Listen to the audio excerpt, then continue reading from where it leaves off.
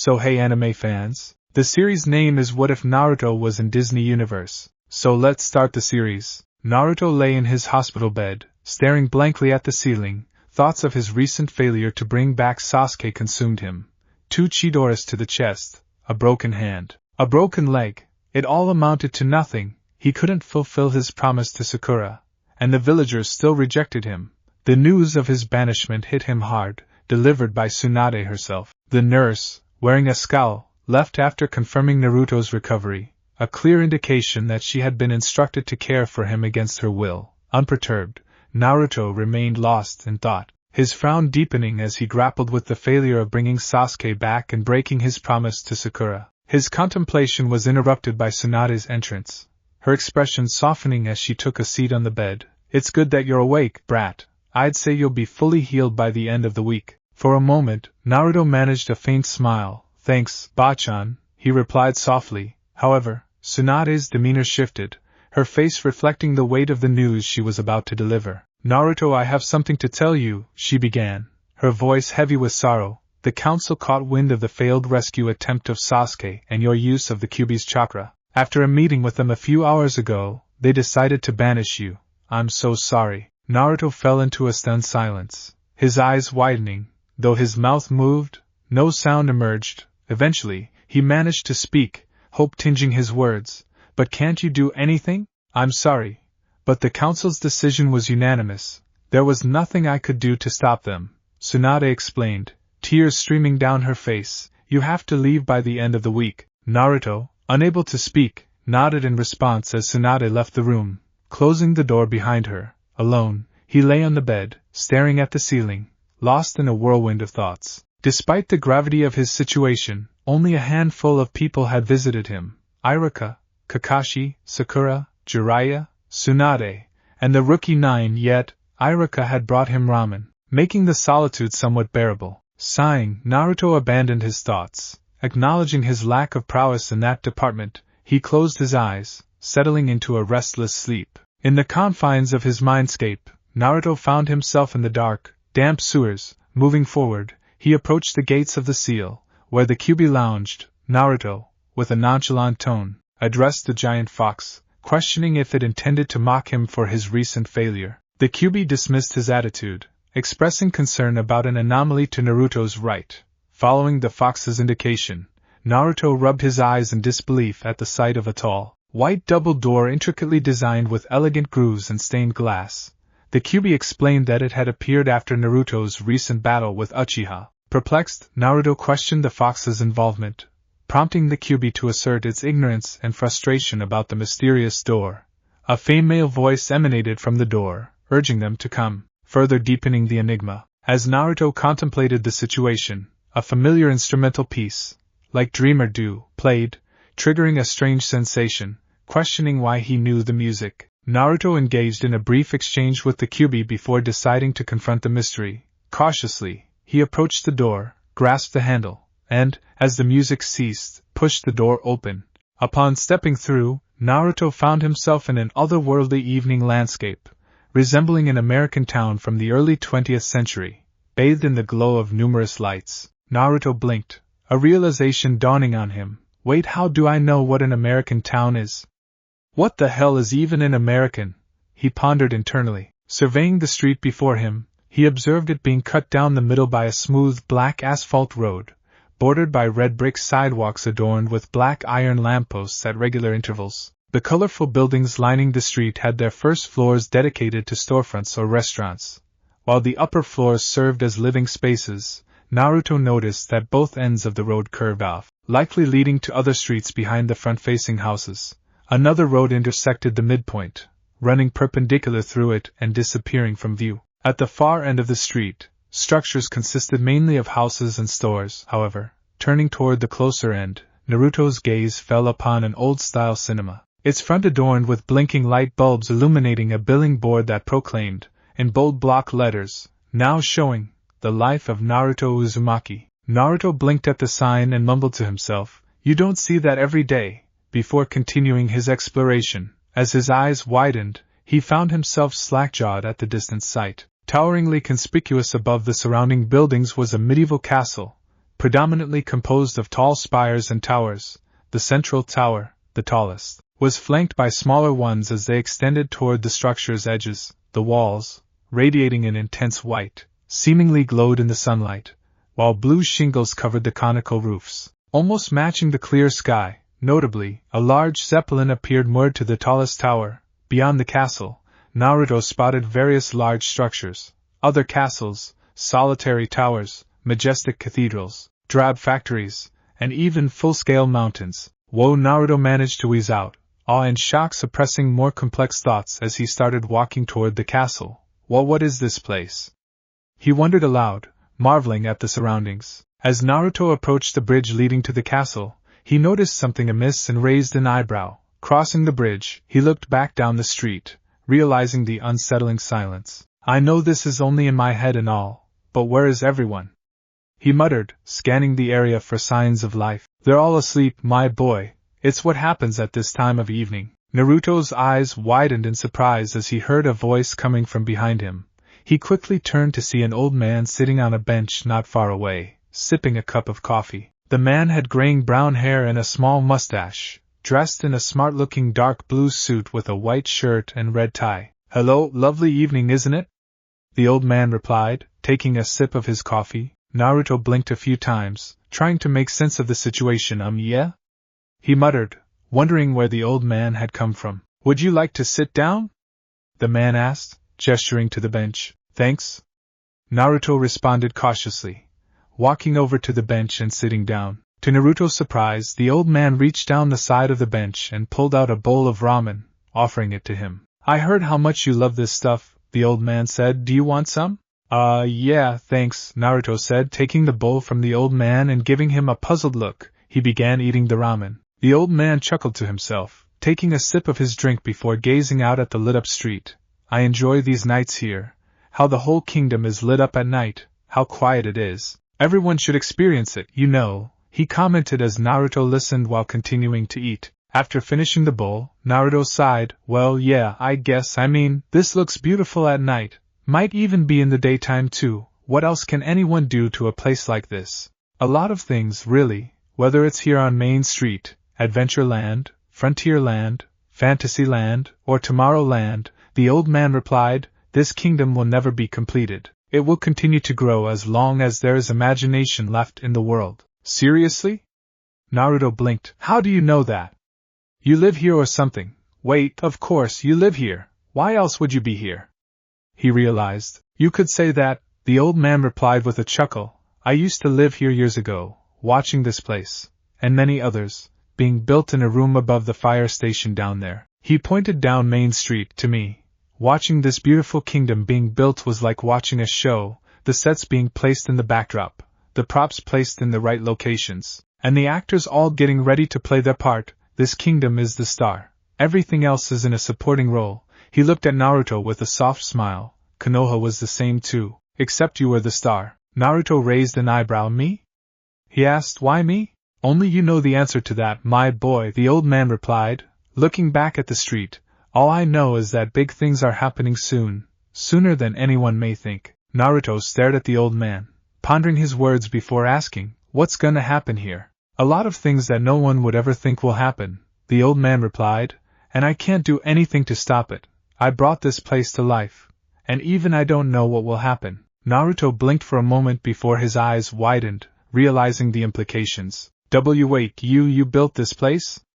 Naruto asked in surprise. Of course, this kingdom is my greatest achievement, the old man replied, as well as being my land, but it's also your land too. Naruto gave him a questioning look. Here age relives fond memories of the past, and here youth may savor the challenge and promise of the future. This land is dedicated to the ideals, the dreams, and the hard facts that have created the world with hope, that it will be a source of joy and inspiration to everyone, both real and fiction. Soon a darkness will start to cover this place. He turned to the boy with a serious expression, and only you have the power to stop it. Naruto blinked at that. Yeah, he said before setting down the empty bowl on the bench and getting off it. Look, I really like this place and all, but I know that this is either a weird dream or I'm just going crazy, but I know it's not real. Come on, I'm just an orphan, the demon brat, and a dead last. and who would want any of that? Besides, a place where what's real and fiction living together? There's no place like that. You would be surprised, my boy, the old man replied. It's like I always say to myself, if you can dream it, you can do it. Yeah? Well, my dream was to become Hokage. Naruto fired back. But I can't now because, thanks to the council, I'm banished. He paused for a few moments before sadly sighing. I'm sorry, old man. But if this place was real, then that would be good. But it's not, and I just wish that for once in my life I had something good come my way. He then looked back at the old man. It was nice talking to you, though. He turned away and started to walk back down the street he came from. You know, you remind me so much of your mother, the man said, making Naruto freeze in place after hearing that. She has the same personality as you do, even almost the same verbal tick too. Naruto slowly turned back to the old man with a shocked expression on his face after hearing what he just told him. My Ka-sen? He asked. MHM, oh yes, she would always boldly claim that she would do something that no one would think of doing, the old man answered, and whatever claim she would make, she achieved it. She always had the biggest dreams, but then again, it's the same with you too. Naruto's eyes widened more as he took a step back from the old man. How? He then narrowed his eyes at him. Who are you? The old man smiled before getting off the bench and patting his trousers. Just an old man looking out for his own family, he replied, making Naruto blink. What? Naruto mumbled out in shock with wide eyes. Is this guy? Oh. Before I forget, he then took out something from his pocket. Here, he threw it to Naruto, who caught it. That should help you out. He then started to walk away toward the castle. Hey, wait. Naruto called out. What do you mean help me out? What am I supposed to do with? He looked at what he caught and blinked. A key? Then he shook his head as he looked back to the old man. What about you knowing my Ka-san and family? Are you my? The old man stopped and looked back at the boy with a smile. I suggest that you check the forest outside of Konoha when you wake up, and when you do, follow. He was snapped out of his thoughts as the door opened to reveal Tsunade and Shizen entering the room, both wearing worried expressions. Naruto, are you alright? We heard you shouting, Tsunade inquired. Yeah, Naruto replied, just a dream. Tsunade sighed in relief. That's a relief. We thought something bad happened, she said as they both approached the bed. How are you feeling, Naruto-kun? Shizen asked, taking the chart from the end of the bed. Better than I did yesterday. But my leg still aches, he replied, glancing at his injured leg. And your hand? I think it feels a lot better now. It doesn't hurt anymore. All I can feel is the bandages and he trailed off, blinking at an odd sensation in his bandaged hand. The hell? He muttered, catching Tsunade and Shizen's attention. What is it? Tsunade asked. There's something in my hand. Something metal? He replied, earning raised eyebrows. That can't be right. I did the bandages myself.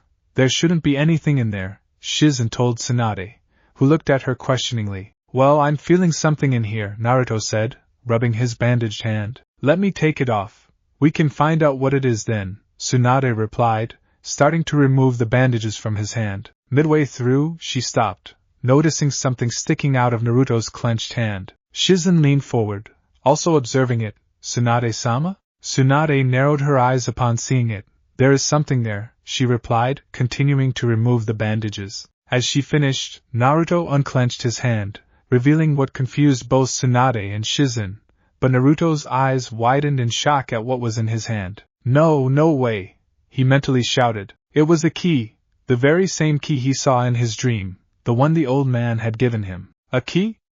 Where did this key come from? Tsunade asked, bewildered before noticing the shocked expression on Naruto's face. Naruto? Naruto, what's wrong? It's real? Naruto muttered out, getting their attention. What do you mean it's real? You know where you got it? Shizen asked, making him look at both her and Tsunade. I got it from this old man, but he started to say before looking back at the key. But that's impossible. Why? Tsunade asked with a raised eyebrow, getting his attention. Because I got it from a dream, he said, getting surprised looks from them both. A dream? Shizen said before both her and Tsunade share a look of confusion. And I think he was my Gigi, he replied, getting shocked looks from the two. What? The two nurses cried out. Naruto ignores their reaction as he stares at the key in wonder as he thinks back to the dream of the old man and the place he was at. What the hell's going on?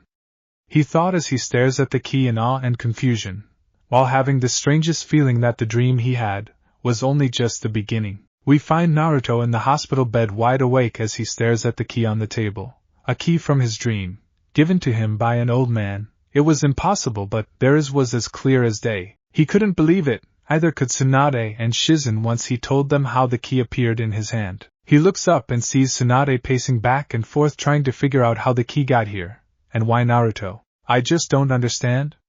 Tsunade asked as she paces. How can something that came from a dream turn up here?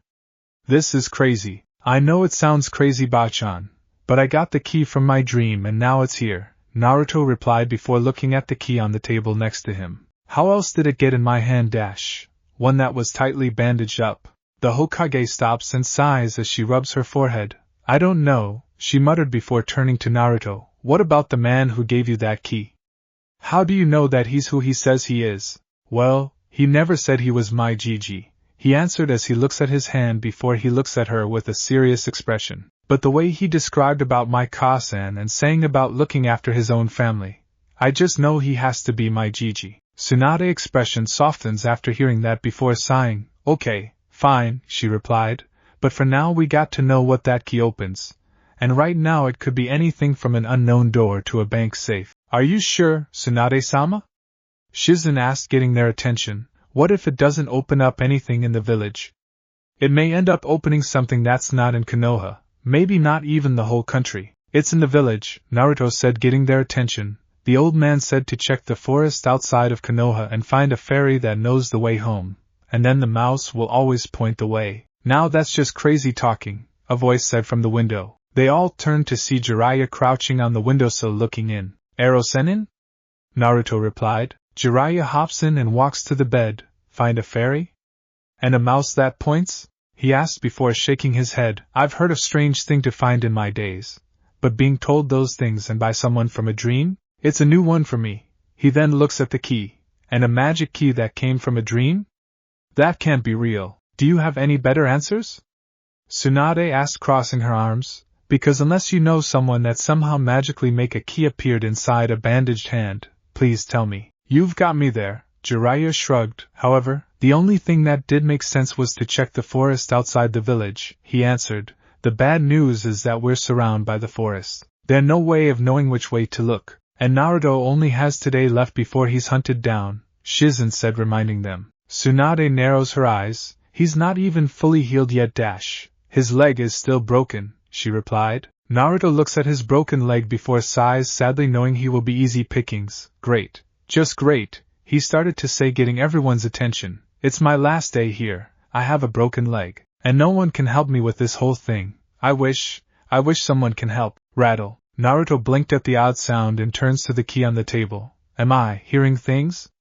He thought. Rattle. His eyes widen as he saw the key move on its own. The hell? He muttered before turning to the adults who were also looking at the key as well. Did you see ?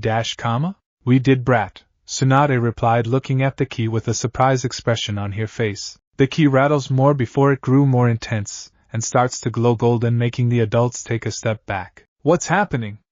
Shizen asked in worry. The key then starts to float into the air as the end tip pointing down as it slowly turns. Okay, maybe the magic key theory isn't that crazy, Jiraiya replied as he looks at the floating key. Just then the end tip of the key starts to shift and change.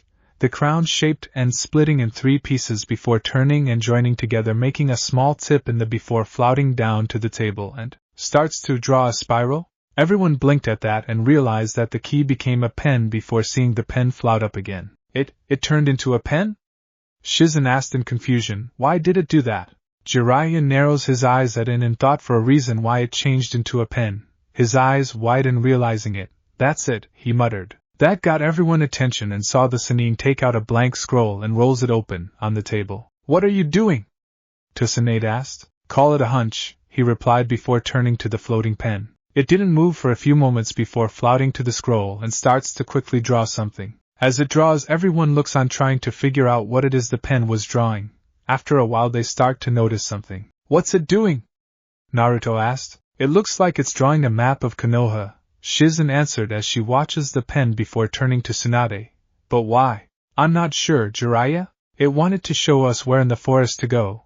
It's telling us where to look, Jiraiya replied as he watches. After a few more moments it finished drawing and stops.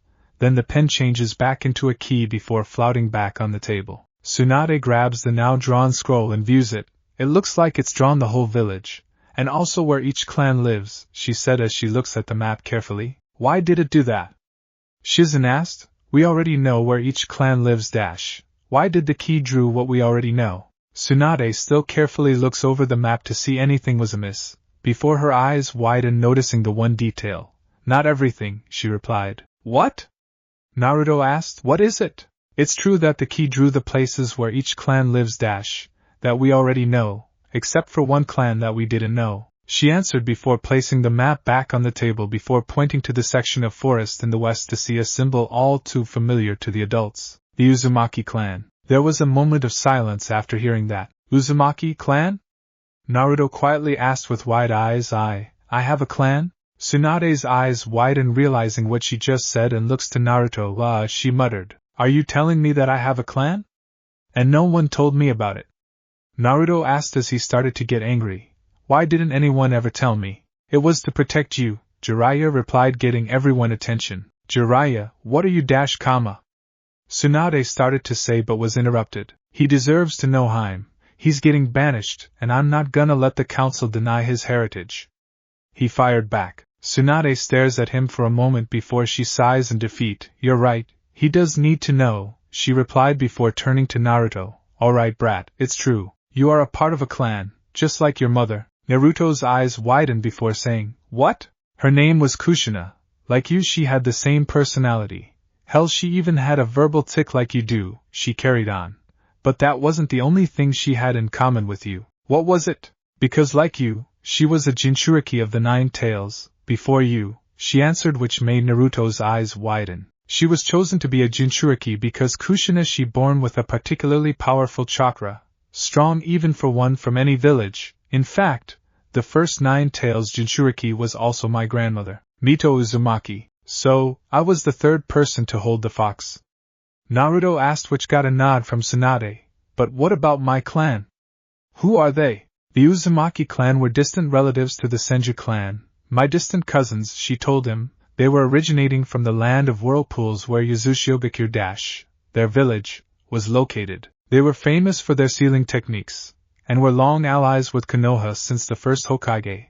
It was the reason why there are a spiral on the back of the Konoha flak jacket. Then where are they? Naruto asked. Why aren't there any Uzumakis here? They used to be, years ago, she replied as she sits on the side of the bed sadly. Years before you were born their village was under attack and destroyed. They did call Konoha for help but they didn't get there in time. Naruto's expression becomes sad before he looks to his hands. So, I really am the last, he said, before he blinked realizing something. You said that my Ka-sen was an Uzumaki? She was, so was my grandmother when she married the first Hokage, my grandfather. Why? She answered him. What about her family? What happened to them? That got everyone attention, now that you mentioned it, Jiraiya said as he rubs his chin. Since I knew Kushina, she never once mentioned about her folks. I just thought they died when she was young. Not once, Jiraiya-sama? Shizen asked. No, even when she married Minato she never said anything about them, he answered. But she did keep saying to him before he became Hokage was that if he could dream it, he could it. Crazy saying, right? Naruto's eyes widened at that phrase. That's what the old man in my dream said. He said, getting their attention. When I talking to him he said he built his kingdom because he dreamed it. He even told me that any dream was possible. If you can dream it, you can it. He said the exact same words? Shizen asked in surprise, but how? Because that man in the brat's dreams is really related to Kushina, meaning she is his daughter. Tsunade answered, realizing how they are all connected. She then looks to the key, and he's given his grandson away out of the council's hands. That got shocked looks from Jiraiya and Shizen. You're not actually going to believe any of this, are you, Heim? I mean, come on, it was a dream for Kami's sake, Jiraiya asks with wide eyes. If it was just a dream, then tell me how a key dash. The same key that Naruto dreamt about, got into his bandaged hand, floated in the air, turned into a pen and drew where to find the Uzumaki clan's home that's outside of the village, she told him as she stands up. Unless you can think of any other explanation for all this I'm all ears. Jiraiya tries to think of a reason for any of this.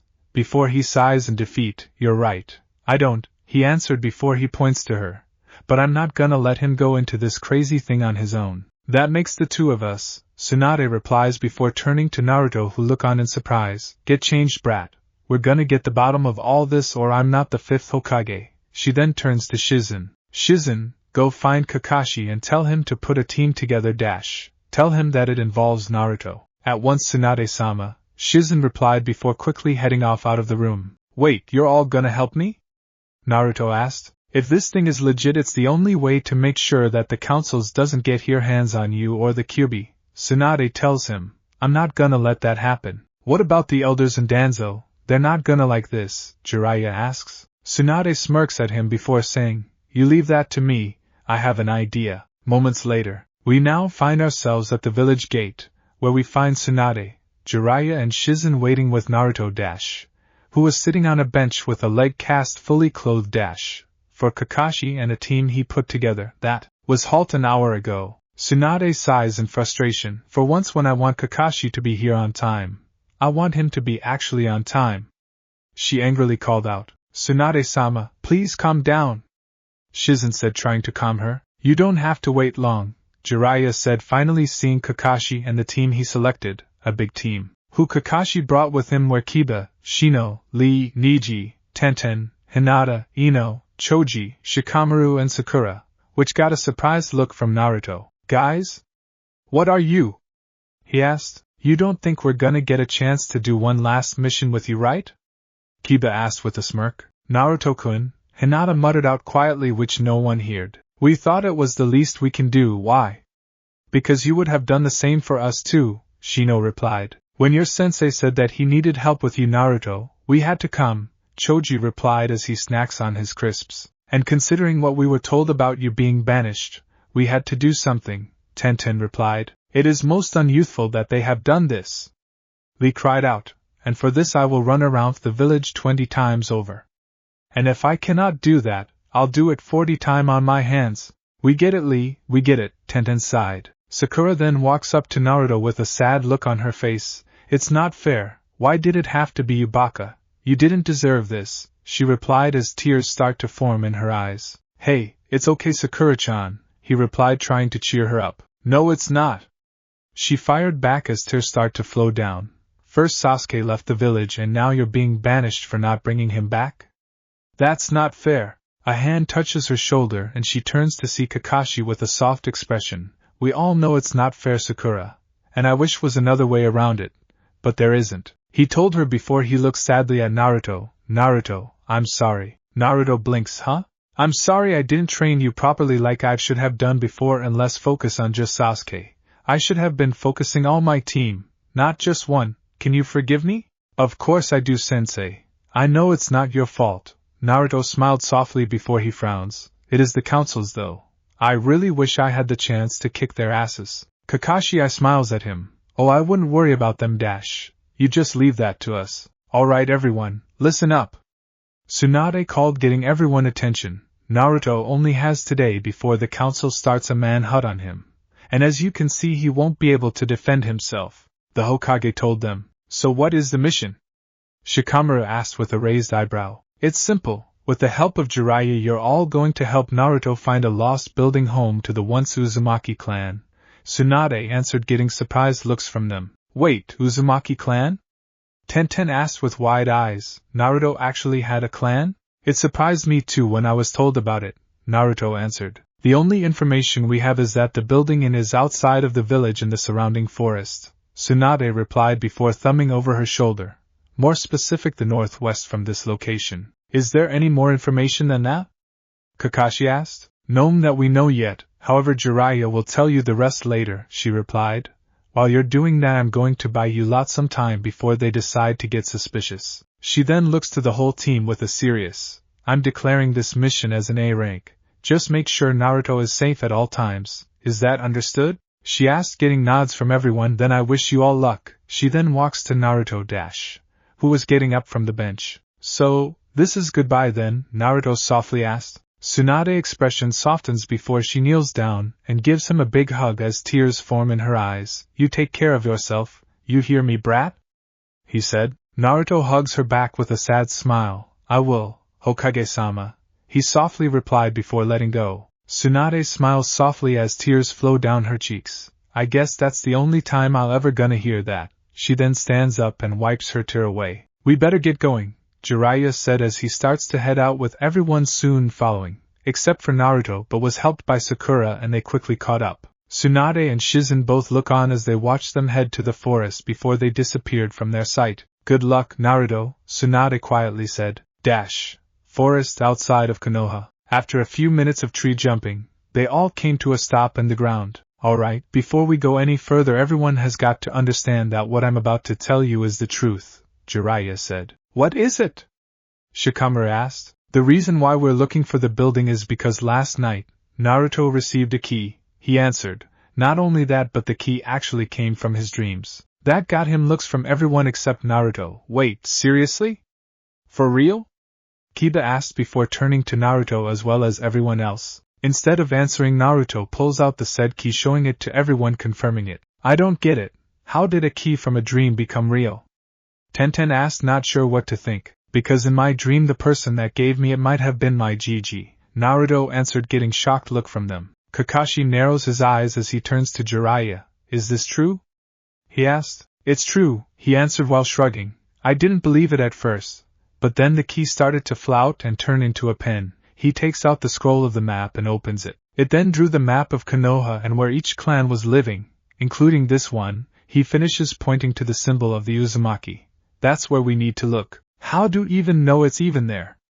Everyone in the village has gone though that area hundreds of times, Tenten asked. She is right. The area is large and we do not know that area, Shino added. That's easy, Jiraiya replied as he puts the scroll away. Naruto, tell them what you told me. Naruto nods before saying, the old man that gave me the key in my dream said that as soon as I was out of the hospital to head to the forest. Then he said to find a fairy that would point the way home. Everyone blinked at that as they gave him looks. A fairy? Seriously? Shikamaru asked with a raised eyebrow. Hey, don't give me that look! Naruto yelled out, I'm just telling you what he told me. And maybe the dream was T telling you to find something that represents a F fairy, Hinata said, defending him. You mean like a type of flower or bug? Choji asked. If it's a flower, I've never heard of it. I should know, my family runs a flower shop, Ino answered. And I am certain that there is no type of beetle with fairy in the name, Shino added. Maybe it's a certain place? Sakura asked. Kakashi shakes his head. I've been to a lot of places but none that I know being called fairy, he answered. Besides, the location is in the forest surrounding Konoha, not all of Fire Country, Shikamaru added. Then how are gonna find it? Choji asked. Something that stands out more in the forest than anything else does, Jiraiya answered. If you do, see if you can find any markings of a fairy. Ino then notices something out of the side of her eyes and turns to look. But see nothing, she raises her eyebrow. I thought I saw something, she thought to herself. Then I saw a small ball of light in the distance flying around the trees, which made Ino's eyes widen in surprise. She blinks a few times before rubbing her eyes, thinking that she was seeing things. She looks again, to find that she was seeing it. Shino? Do fireflies always fly around in big groups? She asked. No, they do not. Why do you ask? Shino asked. Because I think I've found something, she answered, pointing to the ball of light flying around in the distance, getting everyone to see it. What the hell's that? Kiba asked, narrowing his eyes to see what it is. It was then that the ball of light stopped for a few seconds, before it flew straight towards them. It then slowed down as it neared them before it gently floats in front of Naruto. Upon closer inspection, he could see that it wasn't merely some ball of light, nor was it a lightning bug. The silhouette showed a curvy, but very tiny figure. She was hand-sized, if a little smaller. Her skin had a fair complexion. Her blue eyes looked around in curiosity. Her blonde hair was up in a bun, and her ears were very pointy. On her tiny body, a green strapless dress with a miniskirt, green shoes with white puffs on the toes, and on her back, a pair of clear insect-like wings which glistened in the overhead moonlight. The wings, which kept fluttering, allowed her to hover. A fairy. Are you guys actually seeing this? Tenten asked with wide eyes like everyone else. It's real? Ino muttered. Naruto blinks a few times. Kawaii, he quietly said. The fairy smiles at him before she flies around him a few times before shooting off into the forest in front of them, leaving a dust trail. You all saw that, right? I wasn't going crazy or anything, right? Kiba asked, still looking where the fairy went. That was our real fairy, wasn't it? Hinata asked with wide eyes. This has now become troublesome, Shikamaru sighed. Come on, we've got to follow it. Jiraiya called out before he jumps to the trees after it, which soon everyone follows. After 10 minutes of tree jumping, they finally followed the fairy to a rundown old building, but what drew Naruto's and the others' attention was the swirl symbol that was on top of the building's entrance. The same symbol that was on the back of his orange jacket. Looks like that first clue was right, brat. The fairy did take you home, Jiraiya told Naruto as he looks at the sight in front of them. The fairy then makes a few bell sounds, getting their attention, and point to the building as if it was telling them to go inside. What is she trying to say, sensei?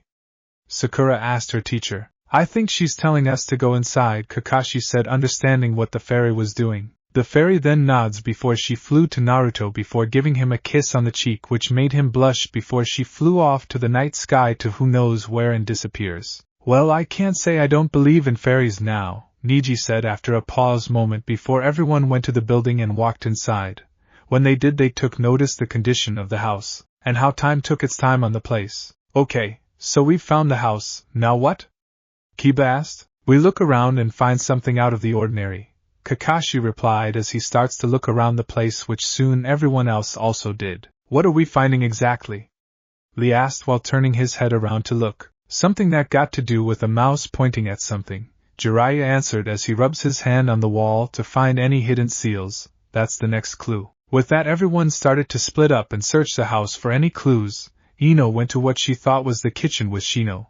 Lee was looking behind a worn-out sofas. Kiba was checking the living room door. Kakashi was checking the shelving unit in the hallway. Jiraiya the walls of the house. Hinata the once bathroom used to be. Tenten the overflow of plants basement with Choji. Neji went into a room with a large collection and masks. Don't ask.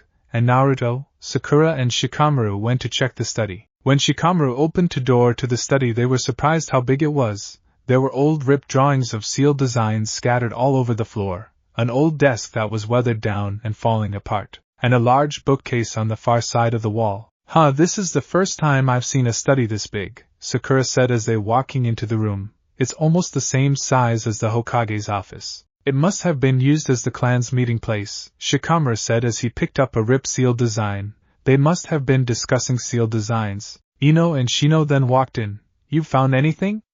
Ino asked. Not yet, all we've found are just old seal designs, Sakura replied as Shikamaru dropped the said paper. What about you? Not a single one, she sighed as everyone else also started to come in. Same here, all I've found was webs and dust, Kiba said before sneezing and rubs his nose, and I hate dust. There aren't any hidden seals anywhere in this whole complex. If there were, they must have faded away over time, Jiraiya replied while crossing his arms. I even had to check with my Sharingan for anything, but found nothing, Kakashi added. Well, that fairy leads us here for a reason, right?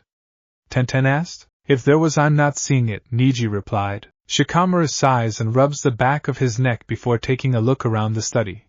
Considering the state the whole building is in, I'm surprised it's lasted this long, he muttered, taking note of the condition of the place, from the broken floorboards, the cracked wall, the dusty desk, the bookcase. Bookcase. Shikamaru blinks, noticing that the bookcase itself looked to be in good condition compared to the rest of the room.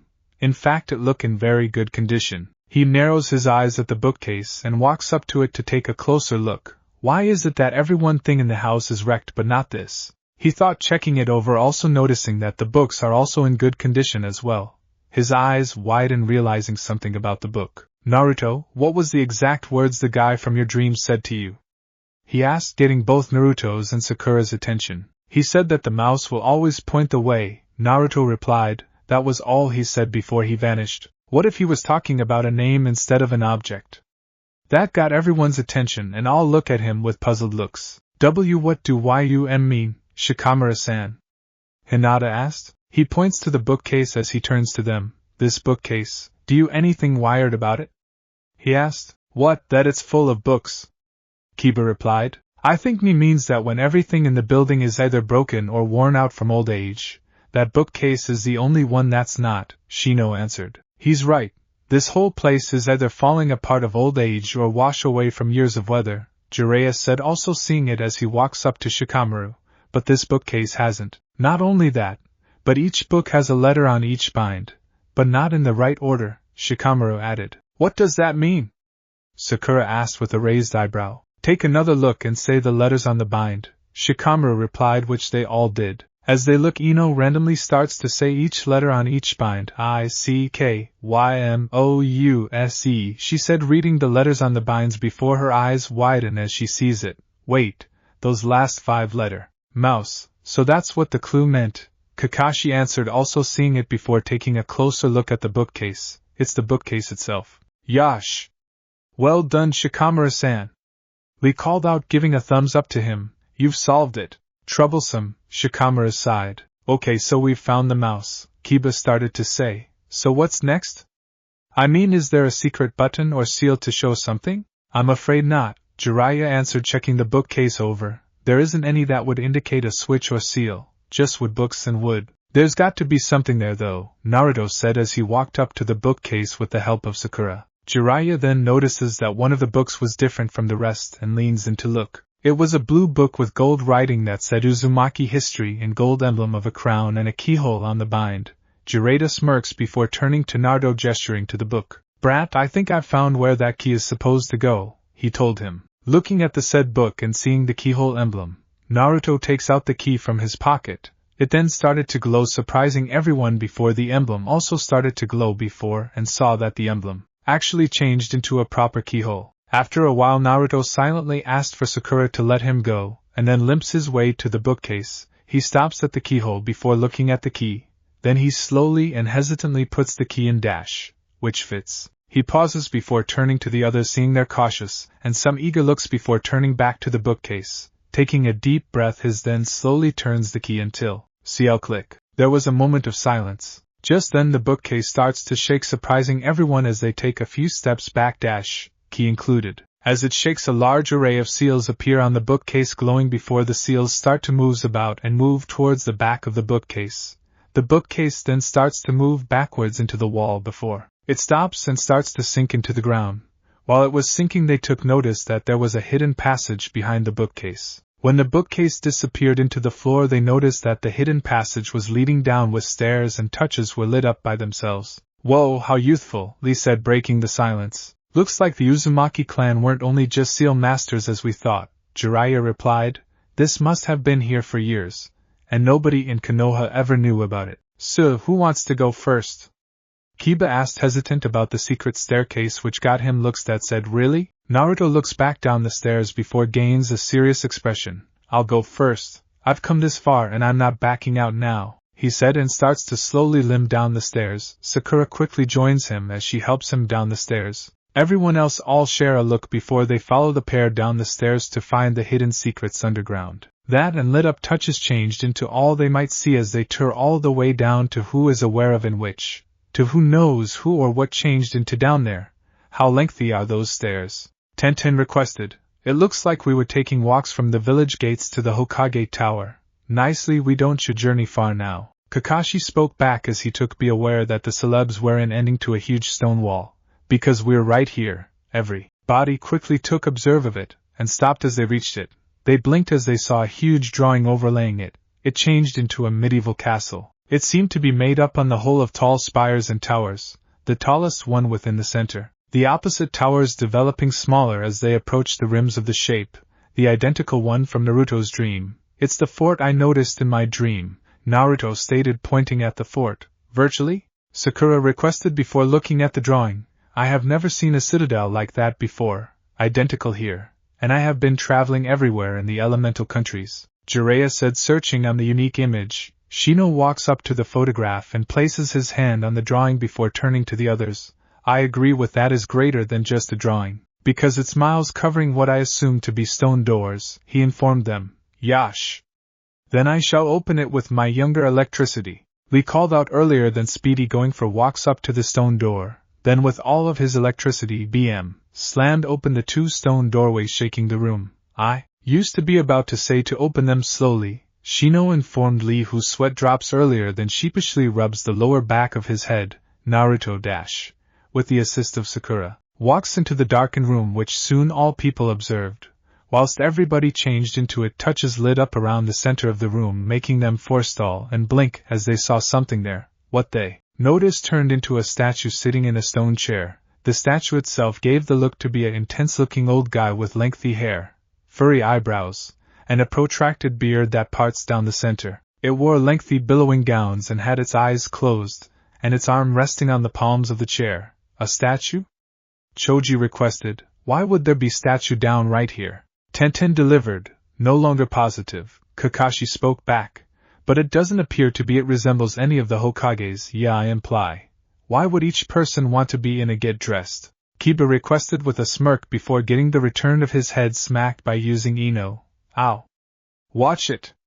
It's now not a dress, dog breath. It is a gown. She fired lower back. Irika-sensei informed us approximately at lower back in the academy. Remember? I don't get it. NJI said, getting back at the challenge. If it isn't always showing one of the Beyond Hokages, then who is it? It. Need to were one of the Uzumaki extended family contributors, Jiraiya responded as he walked up to it. The Pinnacle member, I bet. Then why is it underground and no longer outside? Sakura requested. I mean, if this character became the pinnacle of a clan, shouldn't the individuals who made it might have confirmed it to everyone out of admire?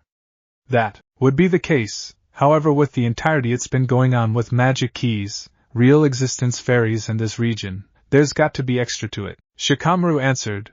Ino then notices something behind the statue, looks to look what it become. A mile's distance far away from the statue on a stone pedestal was a conical stone hat, and engraved inside the hat in which shapes of stars and a crescent moon. Hi there men, check this out. Ino stated, getting anybody's interest as she walks to the stone hat. A hat? Critically? Kiba asked, giving Ino a look. Why did you want us to recognize approximately a stone hat?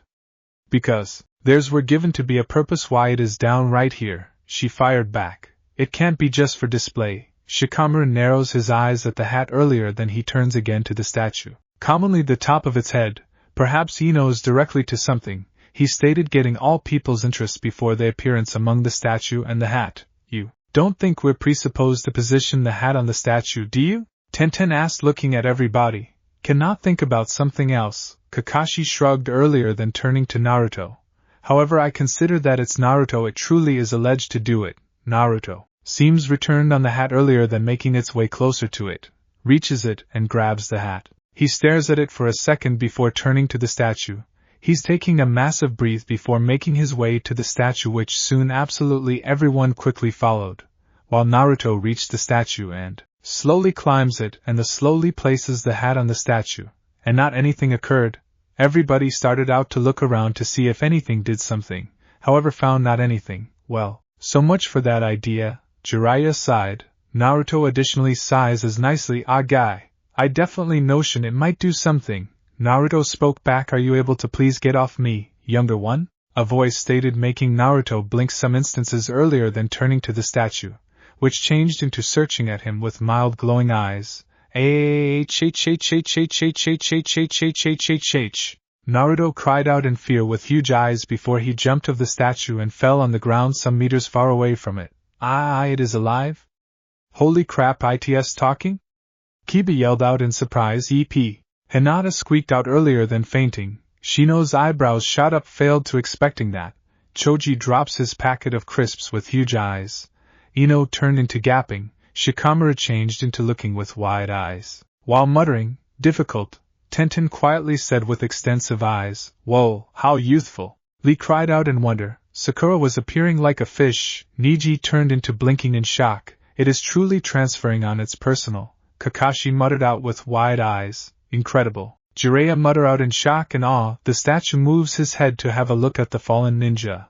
Earlier than it stands up from the stone chair and slowly walks toward Naruto. As that occurs, Naruto appears on as fear grows because the statue, and gulps before the statue stops and stares down at him. Oh crap! He mentally cried out. It was then the statue did something nobody predicted. Greetings, young Naruto. The statue softly smiled. It's been a long term given that I closing met every person down here. Naruto blinks a few instances in surprise before asking, wait, you understand who I'm? However, of Path, it nodded. There's no mistaking it. You are the son of Kushina, That got everyone's attention and studied the statue in wonder before they all presented a glance. Hold on here, Jiraiya said, getting its interest. How is it you know who he is? Or even Kushina for that count number. This place has been sealed up for who knows how lengthy. How is that even possible? Certainly, this region has been sealed, but it was whilst Kushina became pregnant with the boy in Konoha, Jiraiya, the statue said, catching said individual by using surprise. I must recognize, due to the fact I have waiting for younger Naruto right here for decades now. How? This doesn't make any experience, because his grandfather and mom each instructed me so. That made all people's eyes widen listening to that. I used to be told with the aid of them that at some point, young Naruto would come to this room and be instructed approximately the history of his mother's family. It told them as Sakura helps Naruto up. Who are you? Naruto asked. What are you? What? I am as a physical construct that each your mother and grandfather made collectively, with the use of many seals and magic, it replied earlier than giving a soft smile. As for my call? You can name me, Yen Sid. Just then the same fairy that guided them to the Uzumaki residence flew in sudden them and settles on Yen Sid's shoulder. And I agree with you've got already met, Tinkerbell. Yen Sid responded because the said fairy waved to them. Tinkerbell? Hinata requested. Kiba snorted earlier than pronouncing. What sort of call is Tinkerbell? Smack aha! He cried out upon getting kicked to the face by means of the fairy before falling to the floor. Son of a bitch! The fairy glares at Kiba as her complete frame turns red and the sounds of bells rang out like she turned into yelling at him. Anyone else sweat dropped before Ino requested. Did Kiba simply got knocked down by using a fairy? Yes, Shino replied as he hangs his head in defeat. Yes he did, Tinkerbell. Yen Sid warned out, making her forestall. This is sufficient. The fairy crosses her fingers as her pores and skin turns lower back to normal, before sticking her tongue out at Kiba before the flies and sits on Naruto's head. Kiba's eyebrow twitches as he glares on the fairy. I can't believe I got my ass kicked with the aid of a fairy, he muttered as he gets back up while rubbing his cheek. Kakashi sheepishly rubs the return of his head and chortle as he turns to the statue. Sorry, approximately Kiba, he did not mean to mention that. No damage completed, Yen Sid replied. From time to time Tinkerbell is without difficulty angered when it includes herself. That made the fairy snap her head to him with a greatly surprised expression. Don't supply me that look. Bear in mind those instances you purchased indignant because a person took your meal whilst Naruto's mother changed into right here. Tinkerbell turns her head to look down in embarrassment. Exactly, so Naruto's mother changed into down here? Sakura requested. Certainly, Yen Sid nodded. In truth, the closing time she changed into right here was 13 years in the past. Naruto's eyes widened listening to that. What? She became here? He asked. Wait, that is not possible, Kakashi responded. There was no manner she should are becoming right here while she became pregnant, unless it became after. Jiraiya brought getting seams from absolutely everyone. You are correct, Jiraiya. Yen Sid replied, getting bowled over appears from anybody. Once I woke up and noticed that Naruto's mother turned into injured very badly, so I contacted my author and he came and rescued her. While he requested what had happened, she advised him that a masked man attacked her. He then grew to become to Naruto. She asked if she should have taken you with her. But my authors couldn't. Why? Why couldn't he? Naruto requested. Due to the fact he knew you have been supposed for incredible matters in Konoha, Yen Sid replied before remaining his eyes. But it by hazard young Naruto was betrayed. Then plan B could come into play. He then opens his eyes once more and he stares at Naruto. And that time has come upon us. So my Ka-san's alive? Naruto shakenly asked as tears shape in his eyes, getting a nod from Yen Sid. Does she love me? Yen Sid softly smiles. Naruto, while she turned into right here she turned into so worried approximately you that she did not care about her injuries, he replied him. And whilst she left, she didn't want to depart you by myself right here. If that does not inform you something, I don't know what will. Naruto smiles hearing that, glad that his mom definitely does love him as he wipes his tears. Ka-san, he mentally stated as Tinkerbell comforts him by using patting his head. If Kushina's been alive all this time, then why did not she come again? Jiraiya requested. I trust the best reason why she failed to return turned into because she could not. Yen Sid replied, getting harassed looks from all of us. How come? Kakashi requested. Yen Sid became to observe Naruto. Don't forget the dream in which you purchased the key, young Naruto? he asked unexpected him. Yeah, the old man gave it to me, Naruto responded. Why? Due to the fact the man you dreamt died 13 years in the past. That got extensive-eyed stunned look from every person. What? They cried out. Wait, dash. Are you pronouncing the man he dreamt approximately become already useless? A wide-eyed Kiba shouted out while pointing at Naruto. Sure, the statue nodded, and it changed into handiest he that had the electricity to turn from his nation to Konoha, and if he has succeeded, then this is the only purpose why his mother could not get to him. Naruto brings out the key and stares at it, taking the whole lot in. He gave this key to me, from beyond the grave? He mentally said in awe, that is amazing Databayo, that is getting crazy wired. What's next? Jiraiya requested with his palms in the air. Kushina wasn't certainly her real call. And, you'll be accurate, Yen Sid responded, getting looks from the ninja. Say what? He quietly requested. Before she arrived in the elemental international locations, she wasn't continually referred to as Kushina Dash, however her original name. The statue answered, getting surprised blinks from all people. Kakashi blinked a few instances earlier than asking, wait, what do you suggest her authentic call?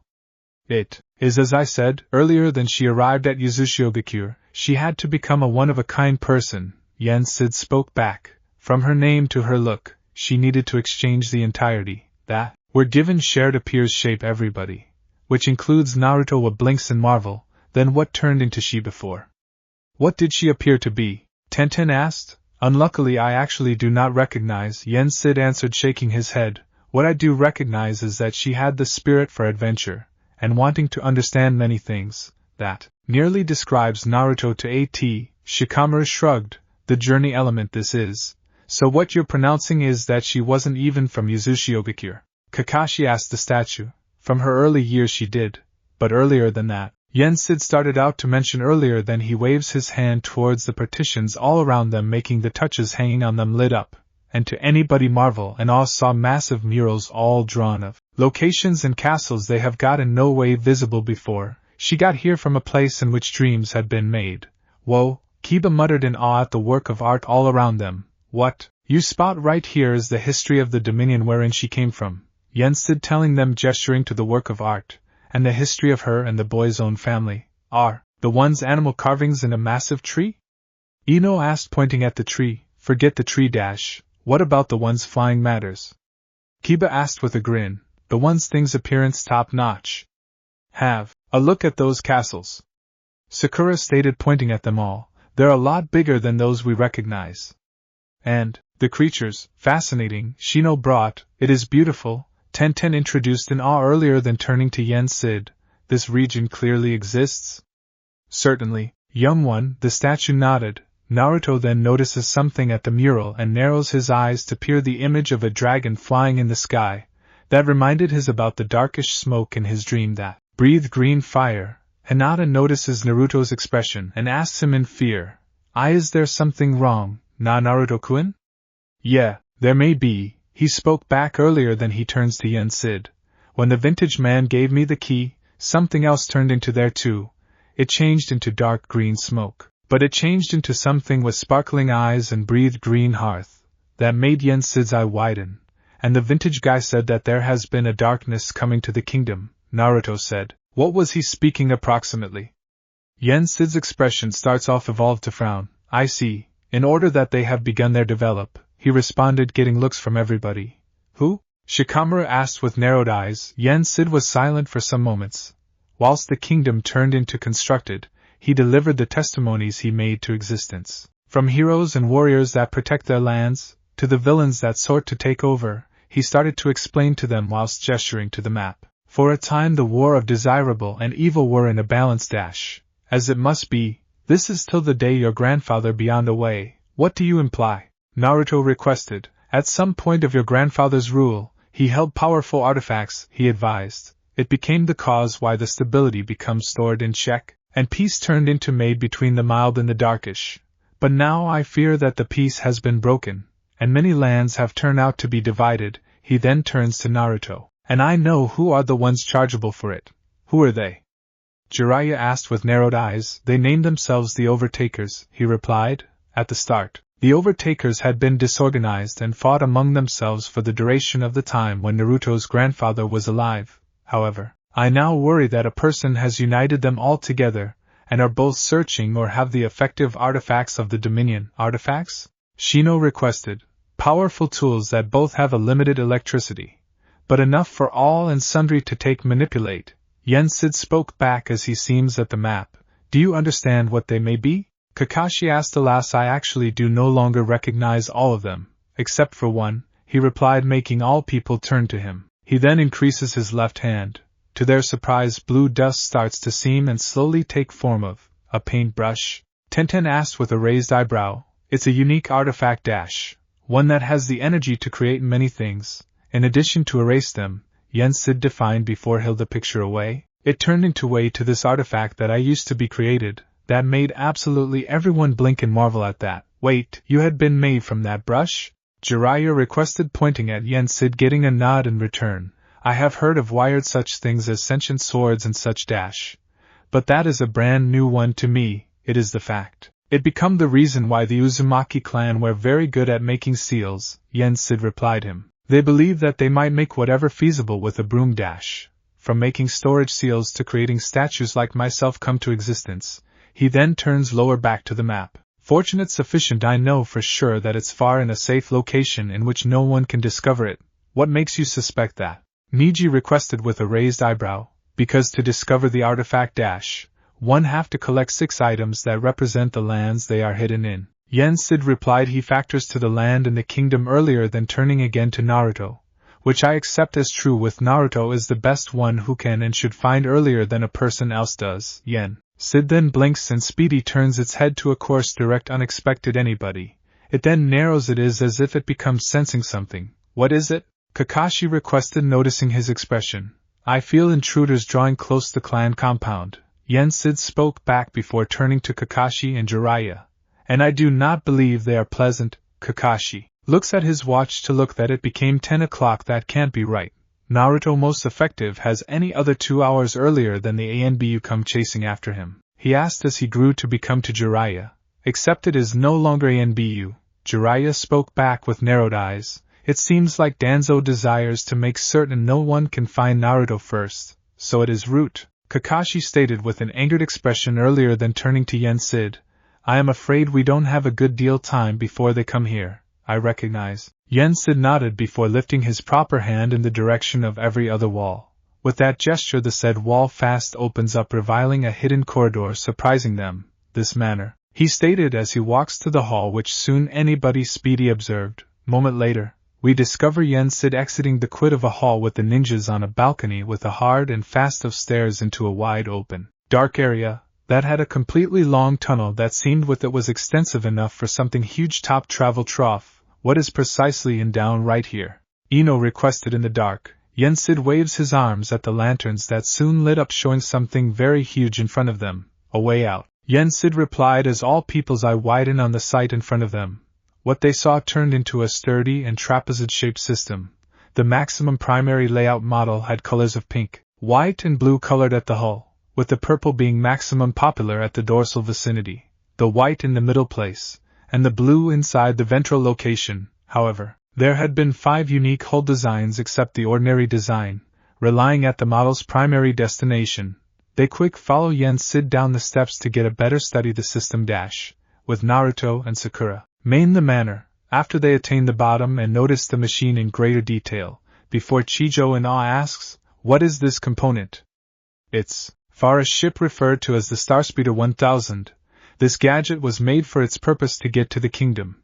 Yen Sid spoke back before turning to all and sundry. It's Miles, the most effective one of its type that can gain it. He then turns to Naruto. However, only you, Naruto, need to take the journey. Naruto blinks at that before his expression turns into sad. Oh, I see, he softly stated earlier. Then he turns to his friends and instructors and sees their sad expressions. Then that is? He started to mention knowing what this meant. I afraid so, young Naruto. Yen Sid replied with a smooth appearance. There has been a moment of pause earlier. Then Naruto takes a deep breath and turns to the others. I bet this is goodbye then, he quietly said, which they all heard. Yeah, Choji responded. I am gonna pass over the food challenges we took. Identical here. Choji, Naruto unfortunately smiled. Tell Ayam-chan and the old man I am gonna miss then. And Irika-sensei too, sure issue, Choji nodded. You've been a brilliant rival, my friend, Lee stated as he starts to cry. I'm able to miss you. Naruto chuckles at that. Identical right here, Lee. He then offers a thumbs up. Simply keep being youthful, Yash. Shikamaru sighed. It's sincerely gonna be difficult without you around. Yeah, I recognize you're lazy bastard. Naruto smirked again. Shikamaru smirks back before Ano steps in and gives Naruto a hug. I gonna omit you. You huge lug, she said as tears start to form. Naruto hugs her return before they let move. He then sees Neji softly smile and nods, Shino also nodding, and Kakashi giving his eye smile. Kiba then said, You higher cope with yourself, Dobe. Bijou, if no longer I'm gonna come after ya and kiss your ass. Naruto laughs at that before pronouncing, Yeah, I'll preserve you too, that dog breath. He then turns to Hinata and sees her in tears. He turned into approximately to speak to her, but Hinata all of sudden lunges at him and hugs him tight. Unexpected him. Sniff, I am going to impasse over you. Na Naruto-kun, she quietly stated even as questioning. I want you success with all of my heart. Naruto expression softens before he hugs her returned with an unhappy smile. Equal here. Hinata-chan, you just ensure you come to be an amazing heiress to you extended family, he said as we could pass of her and wipes the tears of her face. I'm able to, Naruto-kun, she said with a tender smile. Naruto then sees Jiraiya take a breakthrough and nails right down to him. You deal with yourself, you pay attention, me brat, he stated with a smirk, and if you through chance you'd get yourself a girlfriend over there, tell approximately it, okay? Naruto face turns brilliant crimson before he shouts out, Ero-senin, who said individual laughs, Sakura and steps ahead dash, after whacking the lower back of Jiraiya's head getting a ow dash, in tears and stands there. Earlier than Naruto pulls her into a hug who she does the identical, and cries as her tears drip onto his shoulder. I'm gonna omit you, you baka, she cried. I am gonna omit you too, Sakura-chan. He responded as tears shape in his eyes as he tightens the hug earlier than they separate and Naruto takes a step lower back from them. He then turns to Yen Sid. I'm prepared, Yen. Sid nods and returns before he waves his hand at the car. Then a door lifts open showing a row of seats internal. The cabin became also top-rated mainly for tall passengers. Step in her and strap yourself in. The ride will be a bumpy one, he responded before turning to Naruto's buddies and teachers and points down the tunnel. The way out is up beforehand. I endorse you fast get away earlier than the intruders arrive. They all nodded earlier than they fast head to the exit as Yen Sid turns back to Naruto. Tinkerbell will accompany you on this journey dash, for she is aware of the way, Yen stated informed him. Now hurry dash, you have not a good deal time. Naruto quickly enters the device, sits inside the seat and straps himself in as Tinkerbell is going in his jacket for protection, before he turns to Yen Sid who nods. The statue then waves his hand again making the door close. As soon as the door is closed, mild within the gadget starts to show on surprising Naruto, and making him look around in awe. Soon the wall in front of him opens up to show a cockpit with masses of buttons. But what amazed him the most became what gave the look of a metallic puppet in the driving seat. The hell? Naruto muttered out. The puppet then turns its head earlier than pronouncing, Welcome aboard, kid. The name's Captain Rex. Nice to meet you. Naruto blinks a few instances seeing the machine before saying, hello. The system then turns again to the front and pushes some buttons. Okay kid, just sit back, relax, and enjoy the flight, it said before the engines begin to ignite. Final pre-launch check. All scanners check. It then turns again to Naruto. Buckle up kid, are you MBLE? The whole automobile begins to shake startling Naruto and makes Tinkerbell grip to his jacketed tightly. The deliver increases off the floor and turn on its headlights displaying what is in front of it. Rex then turns again to the front grabbing the wheel before pushing the crimson button. Next stop, home. CAWHOSH. The deliver all at once shot off down the tunnel at exquisite velocity. Sudden Naruto as he felt the G-force dash with the Rookie 9, Kakashi and Jiraiya. Simply because the Rookie 9, Kakashi and Jiraiya exit the tunnel dash, which confirmed to be at a cliffside. They heard a noise coming out of the tunnel. WHOSH. They noticed the delivers shooting out of the tunnel and into the night sky at extraordinary speed dash, which were given shocked appears from each person. Whoa! Kiba muttered out in extensive-eyed surprise and awe dash. With Naruto. Because the ship exited the tunnel, Naruto kept his eyes closed earlier, then he slowly opens them earlier, then they widen as he saw that they have been going up very high in the nighttime sky. Lovely, he quietly said, simply. Then the engines suddenly forestall, making Naruto blink. Eh? Okay. Full engine stop, and turn 180, Captain Rex stated earlier, then turning the deliver round, making it point at Konoha. Naruto's eyes widen as he noticed Konoha in awe, but then blinks, realizing that the ship turned into going through the village. Cawhosh. Naruto then felt the G-force once more because the ship shoots off closer to the village, quicker than before. Wait, what you doing? Naruto cried out in worry. We're going straight down towards Konoha. Rex responded, What? Why? He yelled out in panic. The robot turns his head to him. It's the only way to get enough speed to punch into another dimension. It then turns back to the front. Trust me, kid, it's the only way. If we continue to exist, this I'm gonna kick you tin can. Naruto yelled out earlier, then realizing what it stated. Wait, size? That's right. Now hold on to rear ends. Kanohigaku no Sato. In the village, the humans had been doing their nightly sports till someone notices something within the sky and tells a person approximately it, and in addition they word it within the sky that became heading towards them. What is that? Is it a shooting famous person? Have to be a comet. They weren't the only person who observed it. On the Hokage Tower, Tsunade and the village council have heard the commotion and are on the roof to also see the item. Danzo narrows his eyes at it. What the hell is this? He asked. Is this the Kyuubi's doing? Has it come back for revenge? One of the civilian council individuals asked in fear, and the council starts off evolved to panic. Tsunade appears on with a relaxed expression.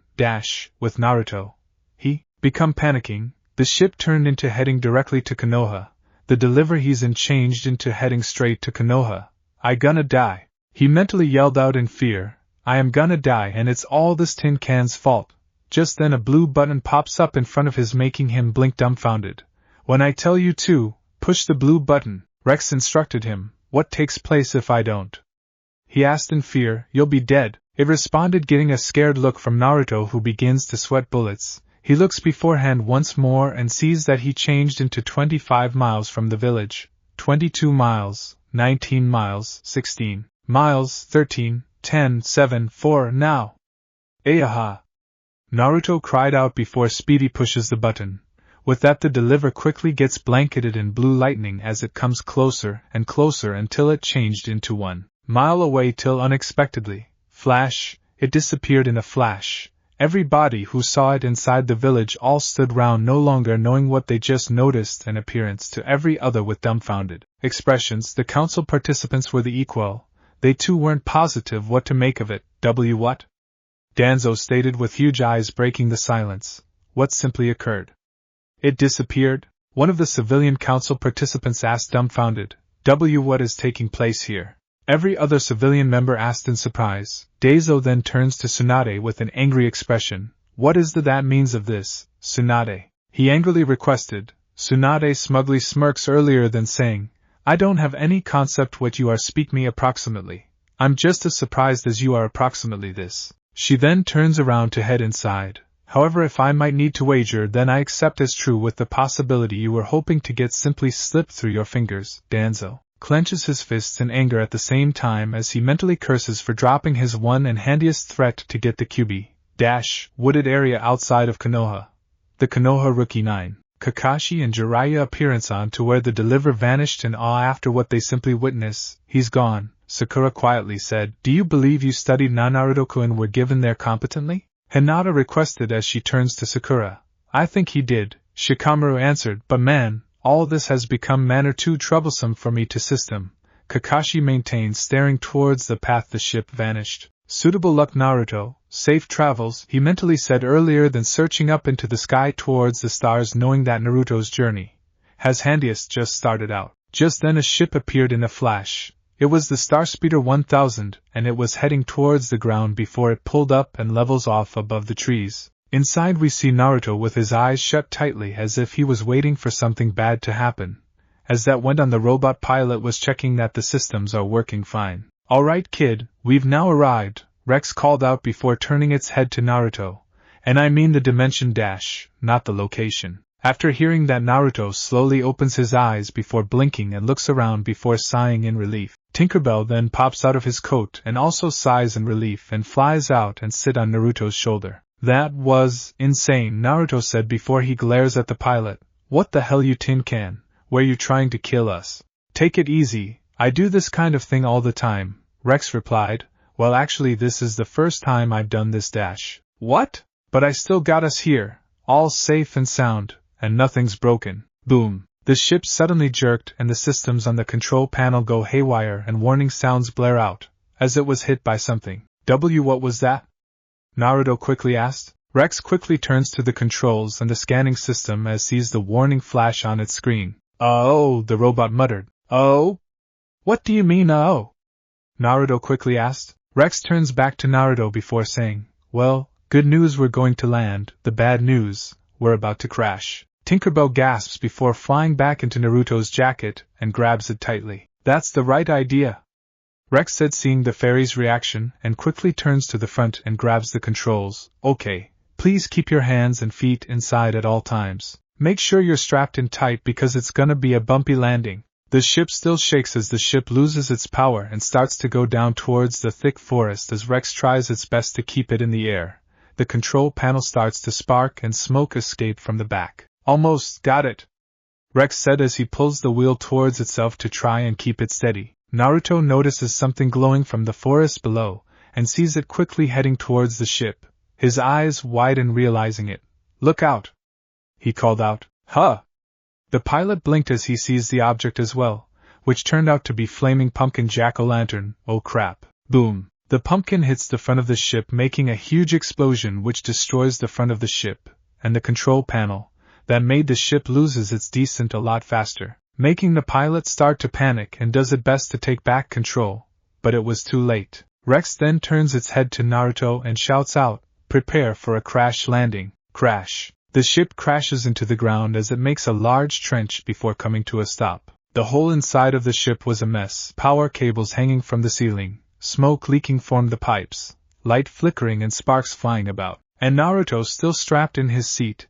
However, a piece of rubble from the ship hit his head and making him dizzy. Tinkerbell's head pops out of the ninja's coat to see what has happened before she looks at Naruto, and quickly flies up to him to see if he was alright, which he was not. Naruto lifts his head as his vision is blurred as he tries to make out Tinkerbell. Oh my head, he muttered out as he held his head with his right hand. Clang, clang. A noise got both the ninja and the fairy's attention as they looked to the door where the noise came from. Clang, clang. Naruto blinks as his vision starts to darken a little. Seeing his condition, Tinkerbell makes bell sounds hoping someone outside could hear her. CLSH. And to her relief the doors start to open and light from the outside shines in and sees a figure looking in. Naruto also sees the figure, but to him he couldn't tell who his was. S the boy LR?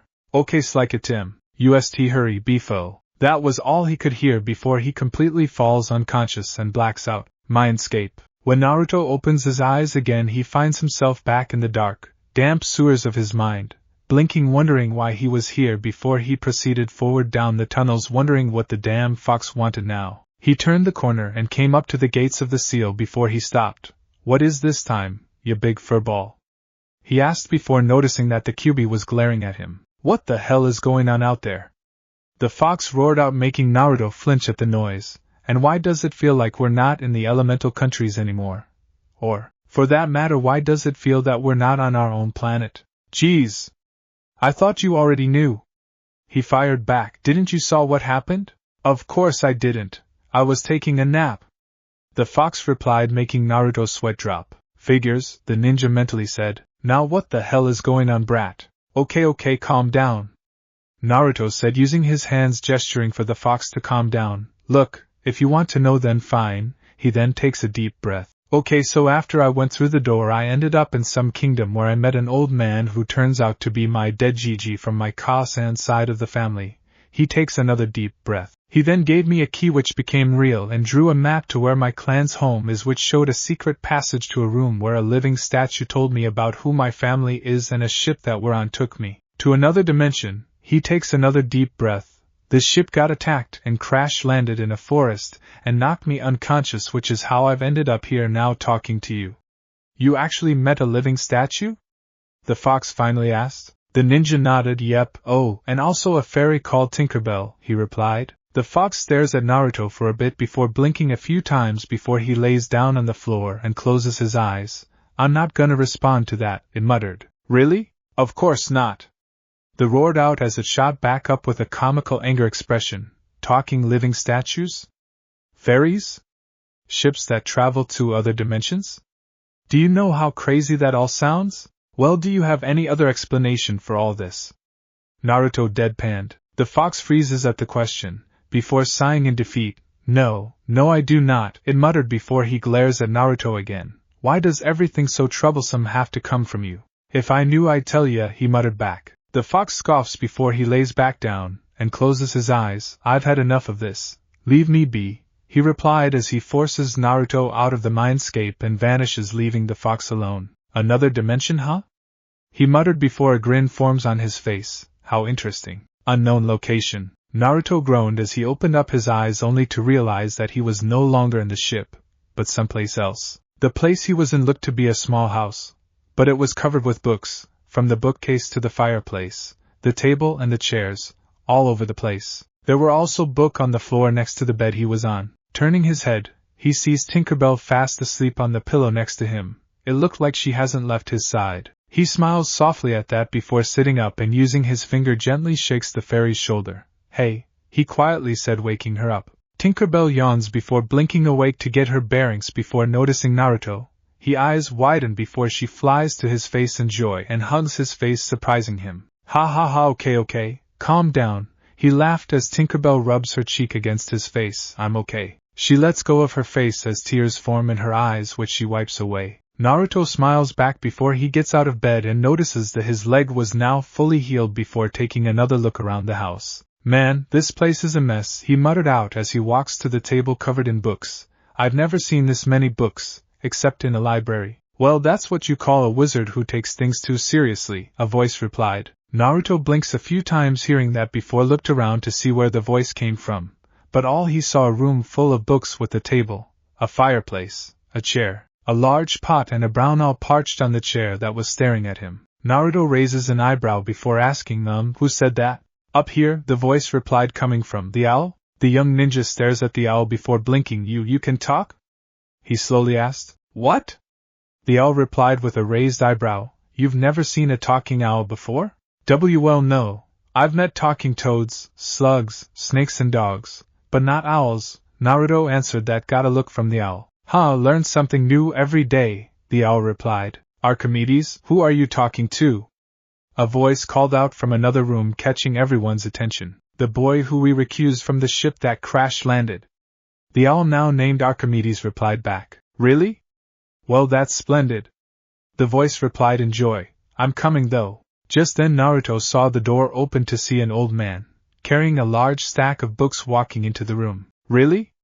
Naruto thought as he sweat drops seeing this. Glad to see you awake, my boy, the old man said from behind the stack of books. Now am I. Oh, blast it. Where is the bookcase? It's already full, the owl dully answered. What? Oh, right, what about the fireplace? Also full. The table? It's already covered in books, the owl rolled its eyes. The only place that not covered in the bed. Oh, well, that will have to do for now, the old man said before he walks to the left side of the room. Wrong direction. Oh, right, of course it is. The old man quickly replied as he heads to the right side of the room where the bed is and places the book on it. There, that should do, he said before turning around to the boy. The old man almost looks like Yen Sid, but a bit more doddering. He had a flowing blue robe with a long gray beard and a pointed blue hat that was bent at the tip, and wearing a pair of small glasses. Well, hello, my boy, it's good to see that you're up and about, the old man said as he adjusts his glasses. Oh, where are my manners? Allow me to introduce myself. I am Merlin the wizard. Naruto Uzumaki, he replied and shook his hand. The ninja. Ninja HM? He replied as he strokes his beard. Never met any ninjas before. It must be a first. Now then, what can I do you for? Where am I? Naruto asked. If you're talking about the location, then I would say in my house, which is located in the forest a far distance away from the Magic Kingdom, Merlin answered. The what kingdom?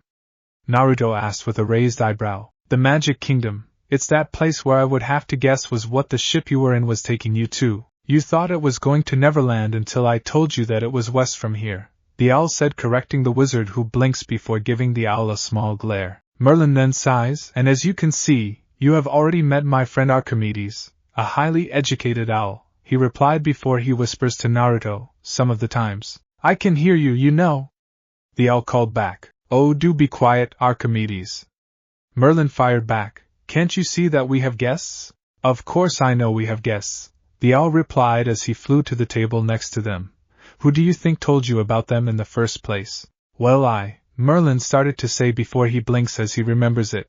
Oh yes, you're right, you were the one who found them." Archimedes rolls his eyes before he turns to Naruto. A great wizard he may be, but he forgets things now and then, he told the ninja. Naruto nods silently, agreeing with the owl before asking, "So you're the one who found us? After the crash landing you guys made getting here?" "Who would have missed it?" the owl asked, already knowing the answer. "Oh yes, when Archimedes told me I made haste towards the ship," Merlin said as he adjusted his glasses. "When I did I found you and your little companion unconscious, so with my magic I teleported you both here to recover." "What about that metal puppet thing that got us here?"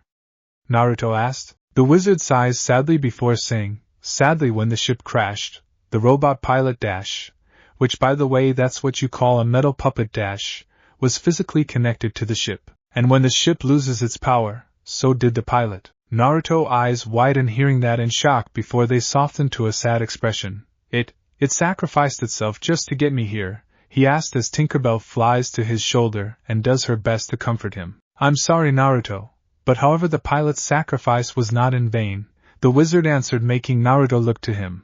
"I mean, after all, if it wasn't for him I wouldn't have been able to find you and bring you here and Tinkerbell, of course." "What about the ship? How did it crash?" Naruto asked the wizard.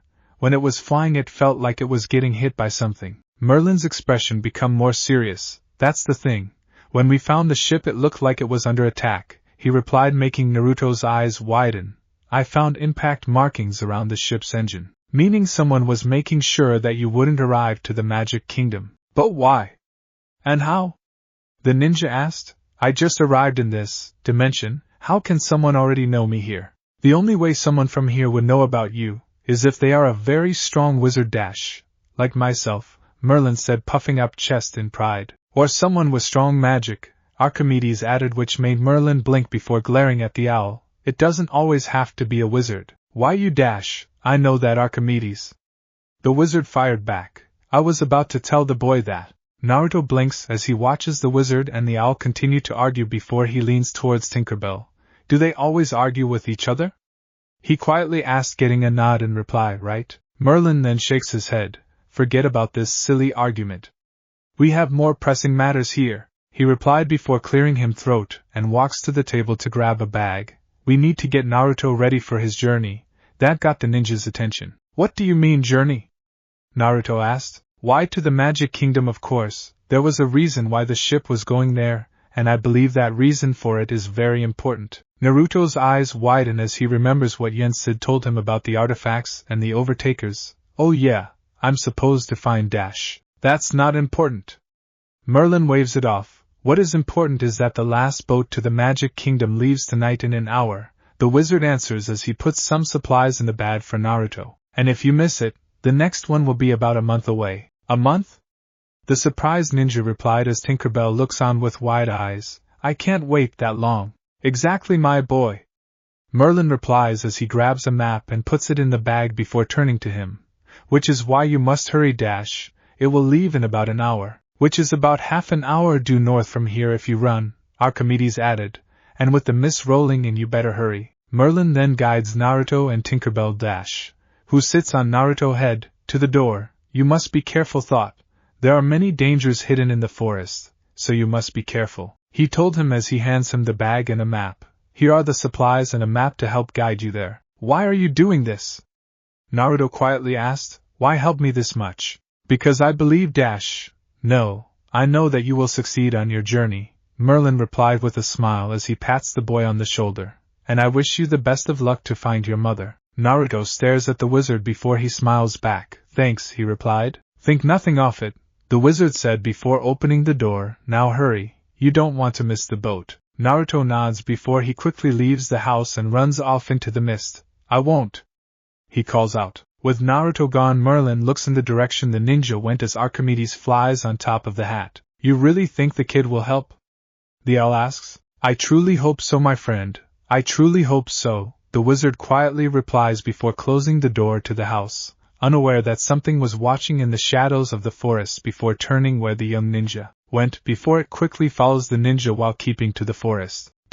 Moments later with Naruto, as he ran in the misty forest with Tinkerbell who was flying next to him keeping pace. He noticed that the mist was starting to clear and he could see that the moon was going behind the clouds, which oddly enough looked like a clawed hand was grabbing the moon. He starts to slow down to a walking pace as he takes a look around for any signs indicating that he was going the right way to go. He then stops as he notices a split in the road going the left which lead uphill, and the right going downhill, as well as a broken sign in front of him. So he made his way to it, and picks the sign and as wipes the dirt off to see the writing better, only to find that it's been faded from age. Naruto sighs as he throws the sign to the ground. So much for that, he muttered as Tinkerbell hovers next to him and nods agreeing with him. He then takes out the map from the bag Merlin gave him and opens it. Okay, it says here that if we go down the right path, we'll get to the river where boat should be, At this rate we'll be there in no time. He then rolls the map up and puts it back in the bag before turning to Tinkerbell. And the good thing is that we haven't met anything dangerous yet. He then starts to walk down the right path towards the river with the fairy soon following after. Maybe Merlin was talking about wild animals like wolves and such. That startled the two of them and quickly turned around with Naruto taking his kunai out ready to defend them to see. Nothing but the thick forest which made Naruto raise an eyebrow wondering what made Naruto blinks and turns to the tree on his right where he heard the sound and sees an owl sitting on one of the branches. He sighs in relief. It's just an owl. I'm jumping at sounds now, he muttered before turning to Tinkerbell. It's okay, Tinkerbell. It was just an. He trailed off as he noticed that the fairy was shaking in fear with wide eyes. Tinkerbell? What is it? He asked her. Tinkerbell raises her shaking hand, points down the left path, making Naruto raise an eyebrow before he turned to where she was pointing. What he saw made him freeze in shock, not sure what he was seeing. On top of the hill shown in the moonlight was a horseman. Its house was black and it was staring down at both him and Tinkerbell with red glaring eyes. And the rider was dressed in dark clothing with black boots and gloves, a sword hanging from his waist, wore a dark purple and on his head, he didn't have a head. So I'm guessing that's the danger Merlin was talking about.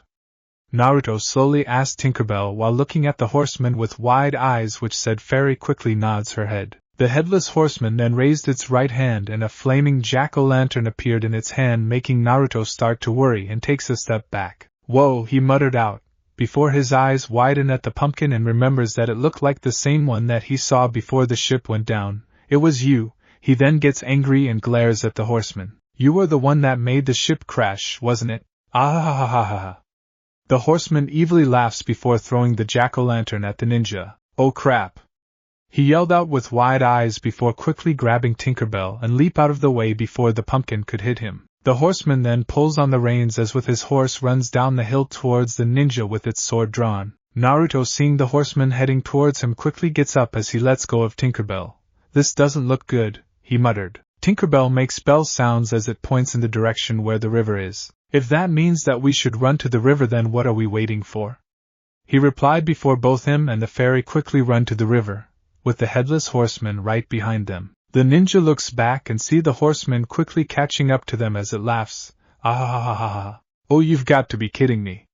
He yelled out, how fast is that horse? The horseman swings its sword at the ninja and ducks and dodges each swing that passes. Hey, watch where you swinging that thing, Naruto yelled at the horseman. The horseman then made a jack-o'-lantern before throwing it at the ninja, making Naruto leap to the side to avoid it, and rolls on the ground before getting back up. When he does, he sees the horseman blocking his path and getting of its horse. Naruto take out a kunai as the horseman makes its way towards him looking ready to fight. Okay, you headless freak, if you want a fight it's a fight you'll get, he called it before making a hand sign, Kaige Bunshin no Jutsu.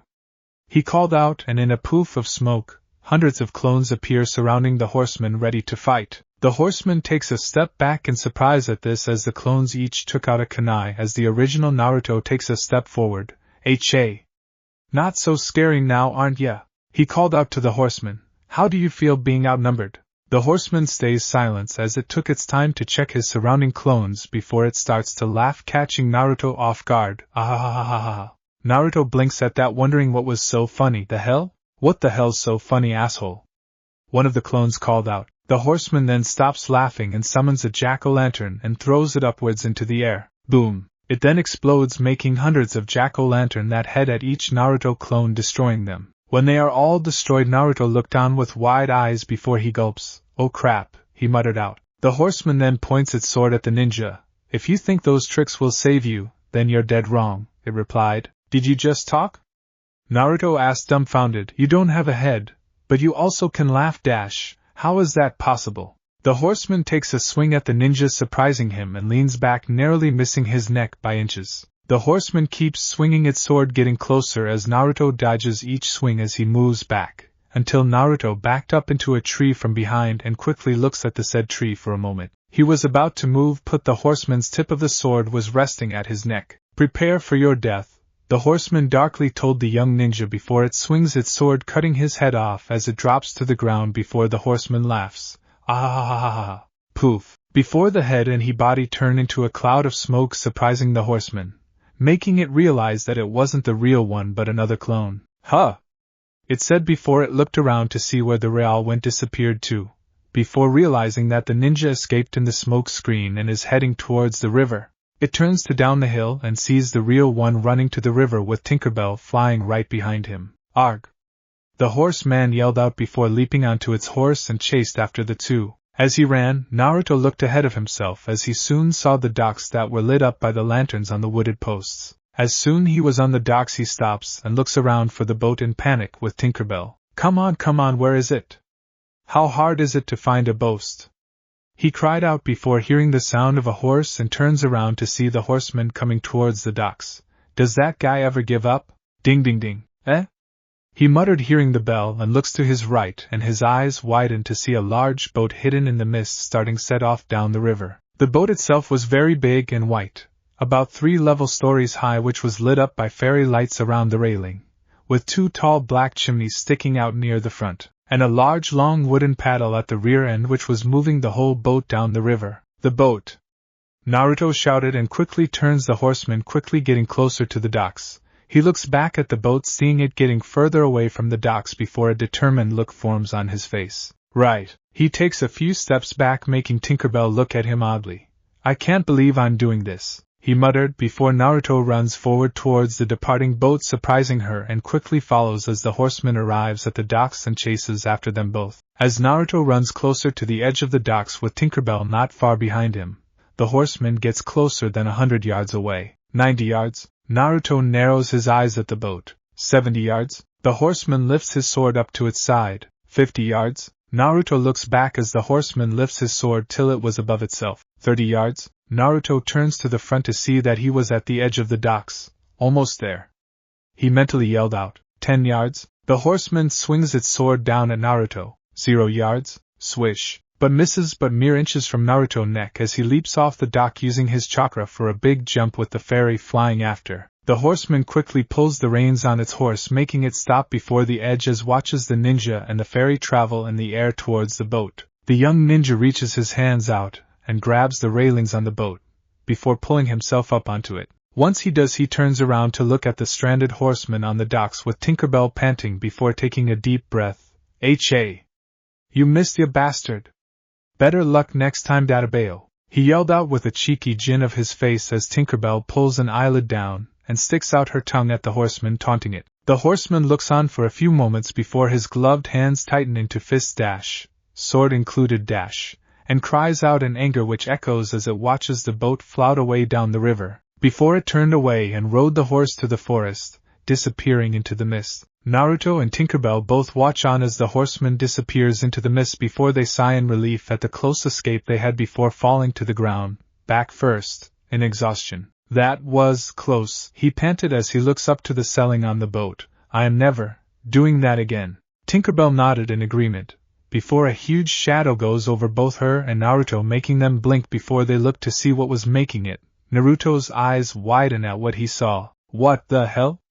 He muttered out in shock. What he saw was a very large alligator that was walking on its back legs, looking down on the two with a raised eyebrow, and what looked to be a trumpet in its right hand. Well, what do you know, didn't expect to have a couple stowaways on board, it replied. Wait, he talked. Naruto's jaws drop after hearing the reptile actually talk. What kind of place have I gotten myself into?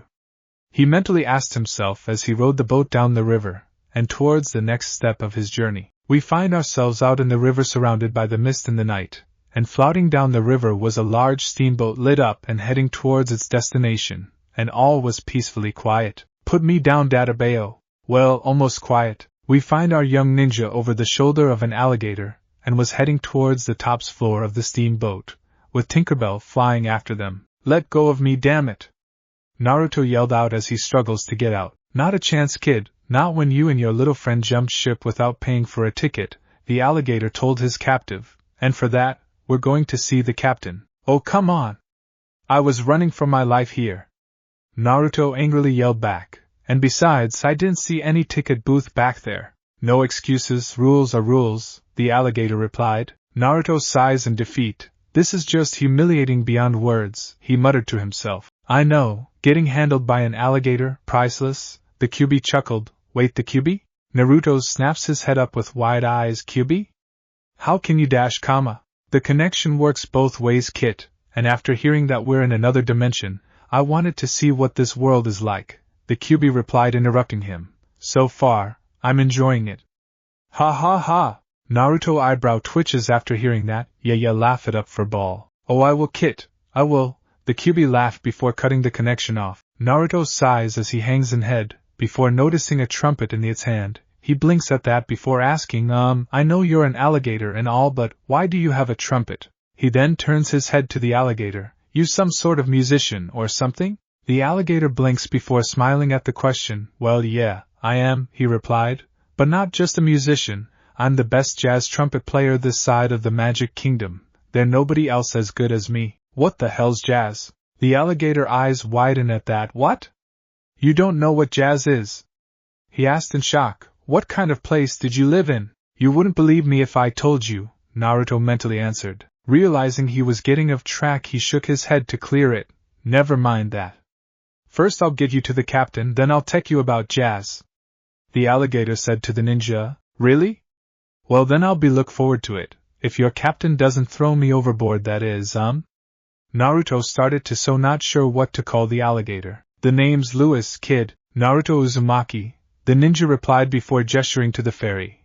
And my friend here is Tinkerbell, which said fairy made a few bell sounds in acknowledgement, and waves to the alligator. Pleasure to meet you both.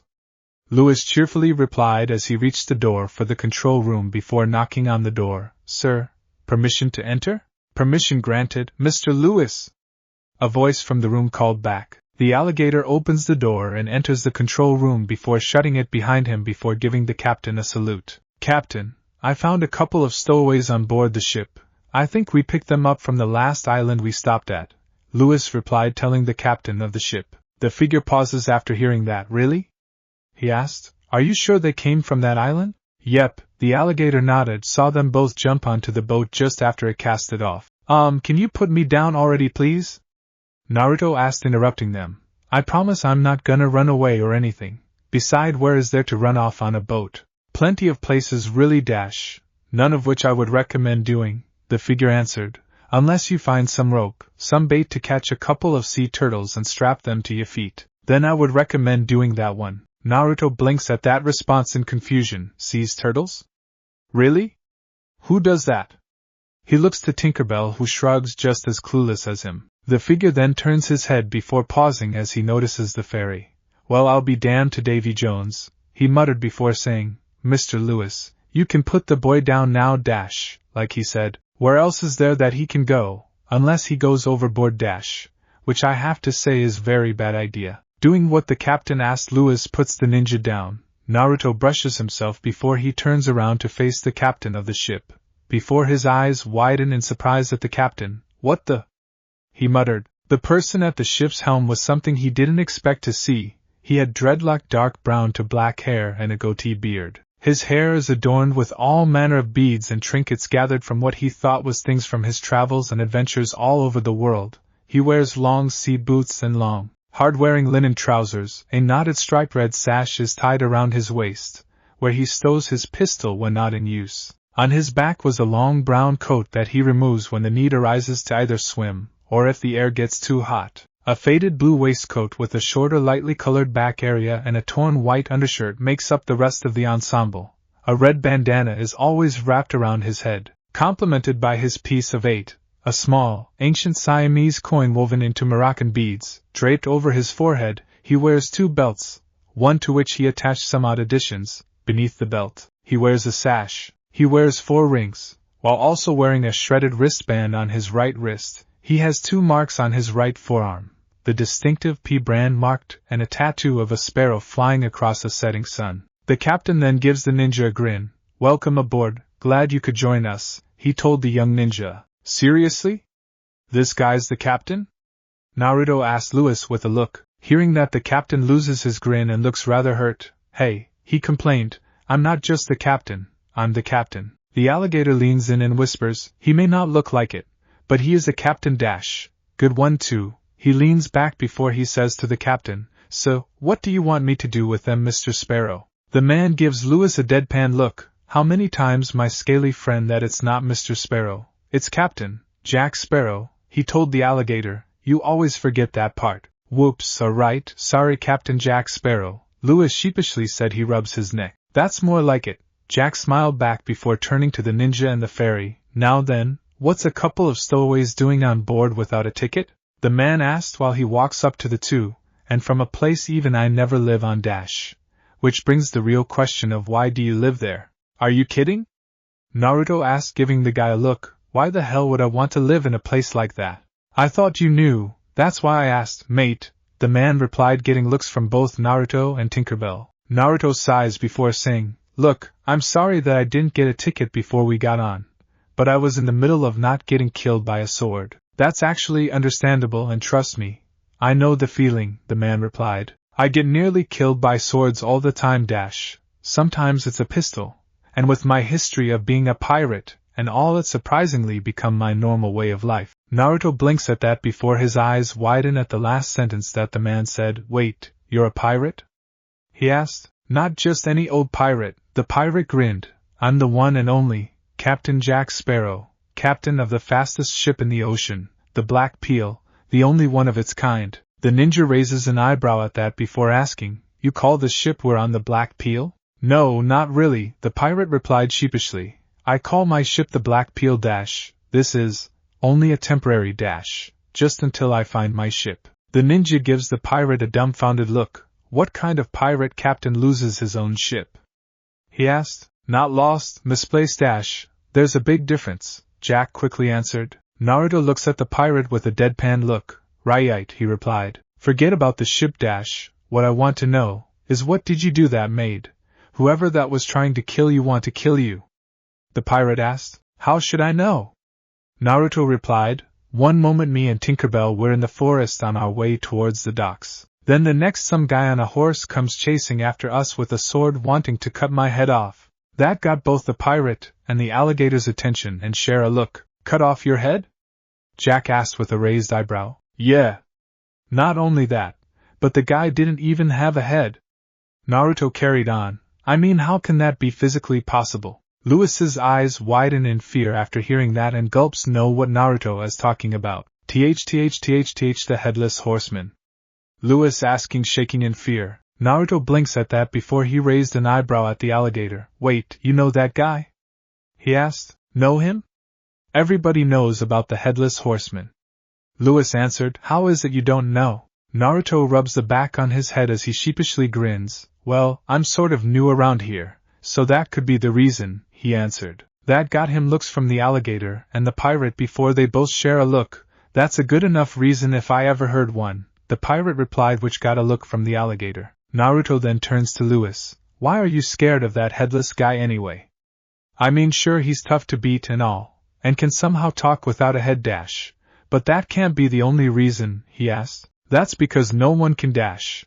I mean, how can anyone defeat the ghost of the headless horseman? He quickly replied as he got in Naruto's face with wide eyes, you've got to be crazy to think you can. Oh, come on, that ca-comma.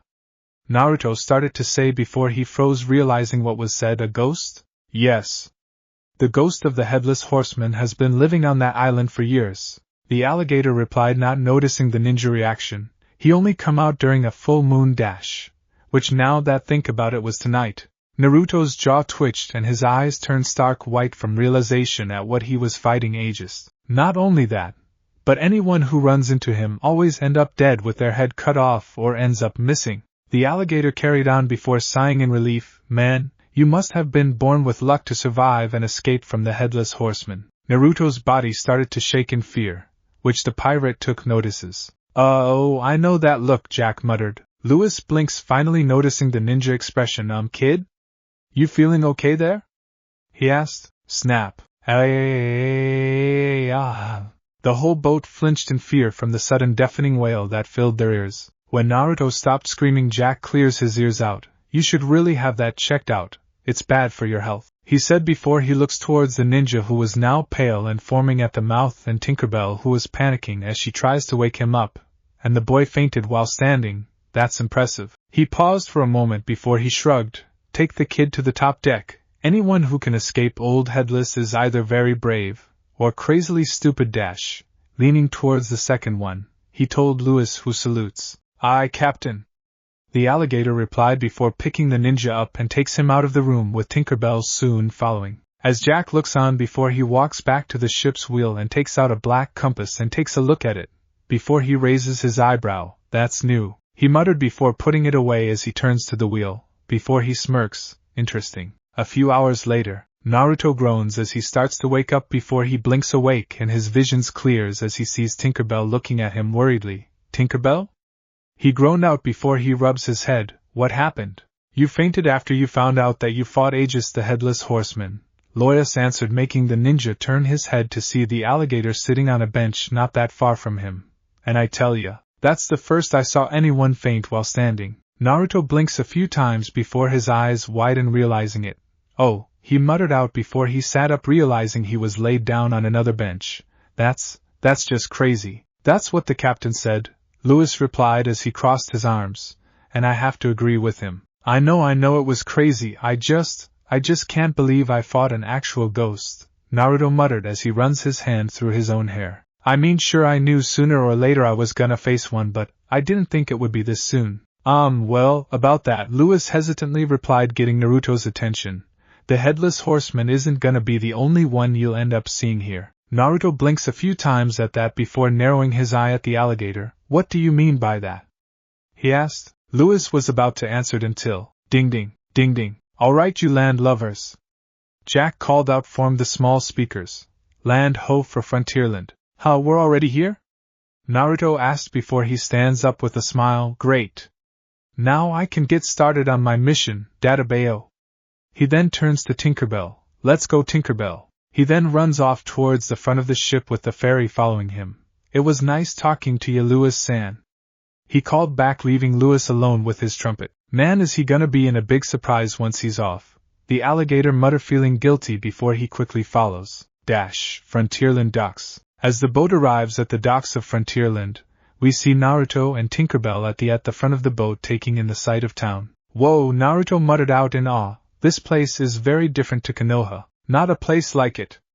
The pirate called out, coming down the stairs, getting their attention. It was built to look like the American Old West, with a side of the South mixed in as well. Oh, Naruto replied before blinking. What's an Old West? And what's the South got to do with it? The pirate gives the young ninja a look. You don't get out much, do you? He asked before he goes over to a lever and pulls it down to bring out a ramp from the boat to the docks. Well, welcome to Frontierland. And remember to keep your arms and legs safe at all times. Naruto gives the pirate a look after hearing that, which Jack notices. Sorry, the captain before me said the same thing, still didn't understand why, Jack said as he walks off the boat. Both Naruto and Tinkerbell share a look before shrugging and soon follow Jack off the boat. Mr. Lewis! Bring off the goods from below deck. We have customers to serve. Jack called back to the ship. Aye, Captain. Lewis saluted before doing the task. You sell stuff too? Naruto asked the pirate with a raised eyebrow. Well, considering I'm the only pirate the only person who's brave enough to travel to here, I've got to make something out of it, the pirate replied back. Brave? Naruto asked in confusion. What do you have to be brave enough to come to this town? Haven't you noticed anything different about the town like say, something missing? Jack asked as he leans his head towards the ninja as Lewis brings out a couple of crates from the ship. Naruto turns to look at the town with Tinkerbell to take a closer look. The street lights were well lit. The houses are also lit up and the people. Wait, where are the people? Naruto blinks realizing that no one was about. The whole town looked like that it was empty. He looks right towards the small lighthouse. No one. He looks to the left towards the houses and shops. Also no one. The hell? He muttered out in confusion. Where is everyone? All inside their comfy homes, I think. Well, anything alive that is, Jack answered, which earned him confused looks from the ninja and fairy. Wait, anything alive? Naruto asked before Lewis taps his shoulder and points towards the center of town. Naruto turns to look in the direction, only for his eyes to widen and his skin pale at the sight in front of him. And what he saw was ARTHTH those? Naruto asked in fear, shakenly pointing at the direction. That, my young friend, is 100% yes, Jack answered with a grin, also seeing it. Lewis leans his head towards the ninja and whispers, I told you, you wouldn't see just the headless horseman today, before he shivers. And he was right. All that Naruto can see in town were indeed ghosts. Ghosts of every shape and size. Some looked like normal people, others didn't. Some looked to be walking skeletons or just skeleton skinned. There were also one whose head are just in their arms. There were also ghost cats and dogs who were chasing each other in the air and through the buildings. And a skeleton horse being ridden by a ghost that was cut in half. And a ghost that looked like a cartoon character. Naruto blinked at the last one as he watches it doing a goofy walk through the street. This world just got very interesting, the fox said before cutting the connection off again. Naruto looks back to the town and sees them doing everyday life. If it weren't for the fact that they're dead and going through walls and stuff. I just taking a guess here. But I'm sensing that you didn't expect to see this, did you, mate? Jack said, seeing the ninja's expression. No, I did not, Naruto slowly replied. Can I ask you something though? What is it? Why didn't you tell me that the town's full of undead ghosts? He cried out to the pirate, who flinches from the voice and the glare. You never asked? Jack answered with his hands out. Naruto face faults at the answer before shooting up and glares at the pirate. You know, I'm starting to realize how you lost your ship in the first place. He told the pirate before he looks back towards the town and shivers as he saw a couple of ghosts phase into a restaurant. Why the hell is it like this? And where the hell is everyone else? Mostly hiding. What happens when you see a ghost here? Jack answered as he steps off the boat. However, if you me which you're certainly not, you can make a deal with the undead by doing a few favors for them, like getting them food and such. Naruto pauses at that before he mechanically turns his head to the pirate. What? He asked. Jack then calls out to the town. Ghostly ghouls of the town, Frontierland. I bring to you wondrous food from across the kingdom. Only for today. Silence. That only lasts a few moments before more ghosts pop their heads out of any place all around the town looking towards the pirate. Naruto freezes, seeing all the ghosts looking in his direction before he gulps in fear. Shit, he mumbled out. Food. All the ghosts cheered out in joy before they all fly straight to the docks. Naruto flinches as he saw them coming towards them before he steps to one side with Tinkerbell, and watches the ghosts fly past him towards Jack and Lewis and crowd up. Lewis whispers to Jack, bigger crowd than last time. Indeed, Mr. Lewis. Oh well, you know what they say, the bigger the crowd, the bigger the income, he whispers back before turning to the ghosts. Yes, my undead friends, I bring to you the tastiest flavors from all over the kingdom. Jack called out to the ghosts, from the adventurous lands of Adventureland and the beyond. Now then, who's first? The ghosts all call out, saying that they're first, and try to push each other out of the way to get the food. Jack laughs to the side before taking a few apples and throws them at the ghosts, who quickly catch them and starts to eat them. All the while Lewis nervously gives the other food out to the ghosts. All Naruto could do was gap at the sight as Tinkerbell tilts her head as she crosses her arms. You've got to be kidding me. Remember, fruit and veg are 2 gold pieces for 5 each. Jack called out as he sells the food. 5 gold pieces for meats and fully prepare feasts for 10 gold pieces. As the food slowly disappears from the crates, the ghosts also departs from the docks and head back into town until there were a few of them left. And for you good gents, all the way from the jungles of Adventureland, Jack told the last ghost as he pulls out a couple of pineapples, a gold piece for each. The ghosts take them and gave the gold to him. Thanks, Jack. One of the ghosts replied, Yeah, you're a real lifesaver. The other ghost said, getting a look from the first ghost, You're already dead, what life is there to save? Oh yeah. With that they leave the docks eating the pineapples. Louis sighs in relief. Thump. Before fainting, Naruto and Tinkerbell blink at that before turning to the pirate with a dumbfounded expression on their faces. Don't worry, he always does that every time this happens, Jack answered, noticing their looks. Naruto looks back to the ghosts before he hangs his head in defeat. Forget it. I don't know what to know anymore, he said out loud before turning to Jack. Anyway, thanks for getting me here, Jack. But I've got to get out of this town before I'm scared senseless like Louis is. Yeah, about that dash. That's gonna be a problem, Jack sheepishly replied, getting looks from both Naruto and Tinkerbell. What do you mean by that? Naruto slowly asked with a suspicious raised eyebrow. Moments later, Naruto's eyes are widened at what he was looking at. Oh, that's what you meant, he muttered. Naruto was standing at the exit of the town with Tinkerbell and Jack looking at the path towards the hills. They were if not for the large wall of thorns that was blocking the way out of the town. The ninja looks up to the top of the wall and sees a few crows flying around in circles. What the hell is this? He asked. I would say it's a wall of thorns, mate. Now you see why I go by boat, Jack told the ninja. It's the easiest way to travel dash, beside walking, and you can't do that with this here. How did this happen? Naruto asked, still looking at the thorns. Haven't the slightest idea. I was more focused on finding my stolen ship than what was going on, the pirate replied, getting looks from both Naruto and Tinkerbell. The ones who might know are either hiding or hiding. Seriously? Everyone in town is hiding because of the ghosts are here? Naruto asked before hanging his head. Just great, he groaned out loud before looking back at the thorns, lost in thought. How the hell does something like this even happen? I mean, first a headless horseman, then a real-life ghost town, and now this. What's next? Living furniture? Tinkerbell then makes a few bell sounds, getting the ninja's attention like he was telling him something. If that is you saying we've got to find a round way around this thing, please nod if you know one, Naruto asked the fairy. But Tinkerbell shook her head sadly, making Naruto sigh in defeat. Well, it was a good try. Come on, we might as well see if anyone can help us in the place. He then starts to walk off into the ghost town with Tinkerbell. If I know where to look. Hold on to your horses, mate. It seems to me that you want someone who knows their way around here, Jack replied, getting both Naruto and Tinkerbell's attention. And who better for the job than me? Naruto raises an eyebrow at that. You? Why? He asked. I already have Tinkerbell helping me with that. Yes, well, your pixie friend may know her way around the kingdom or any other place, the pirate replied, missing the glare from the fairy for the pixie comment. But she doesn't know who can help on your little adventure dash. Which, lucky for you, I know someone who can. How do you know this person can help me? Naruto asked with narrowed eyes. Because whatever treasure you're searching for, mate, is gonna be well hidden, the pirate answered.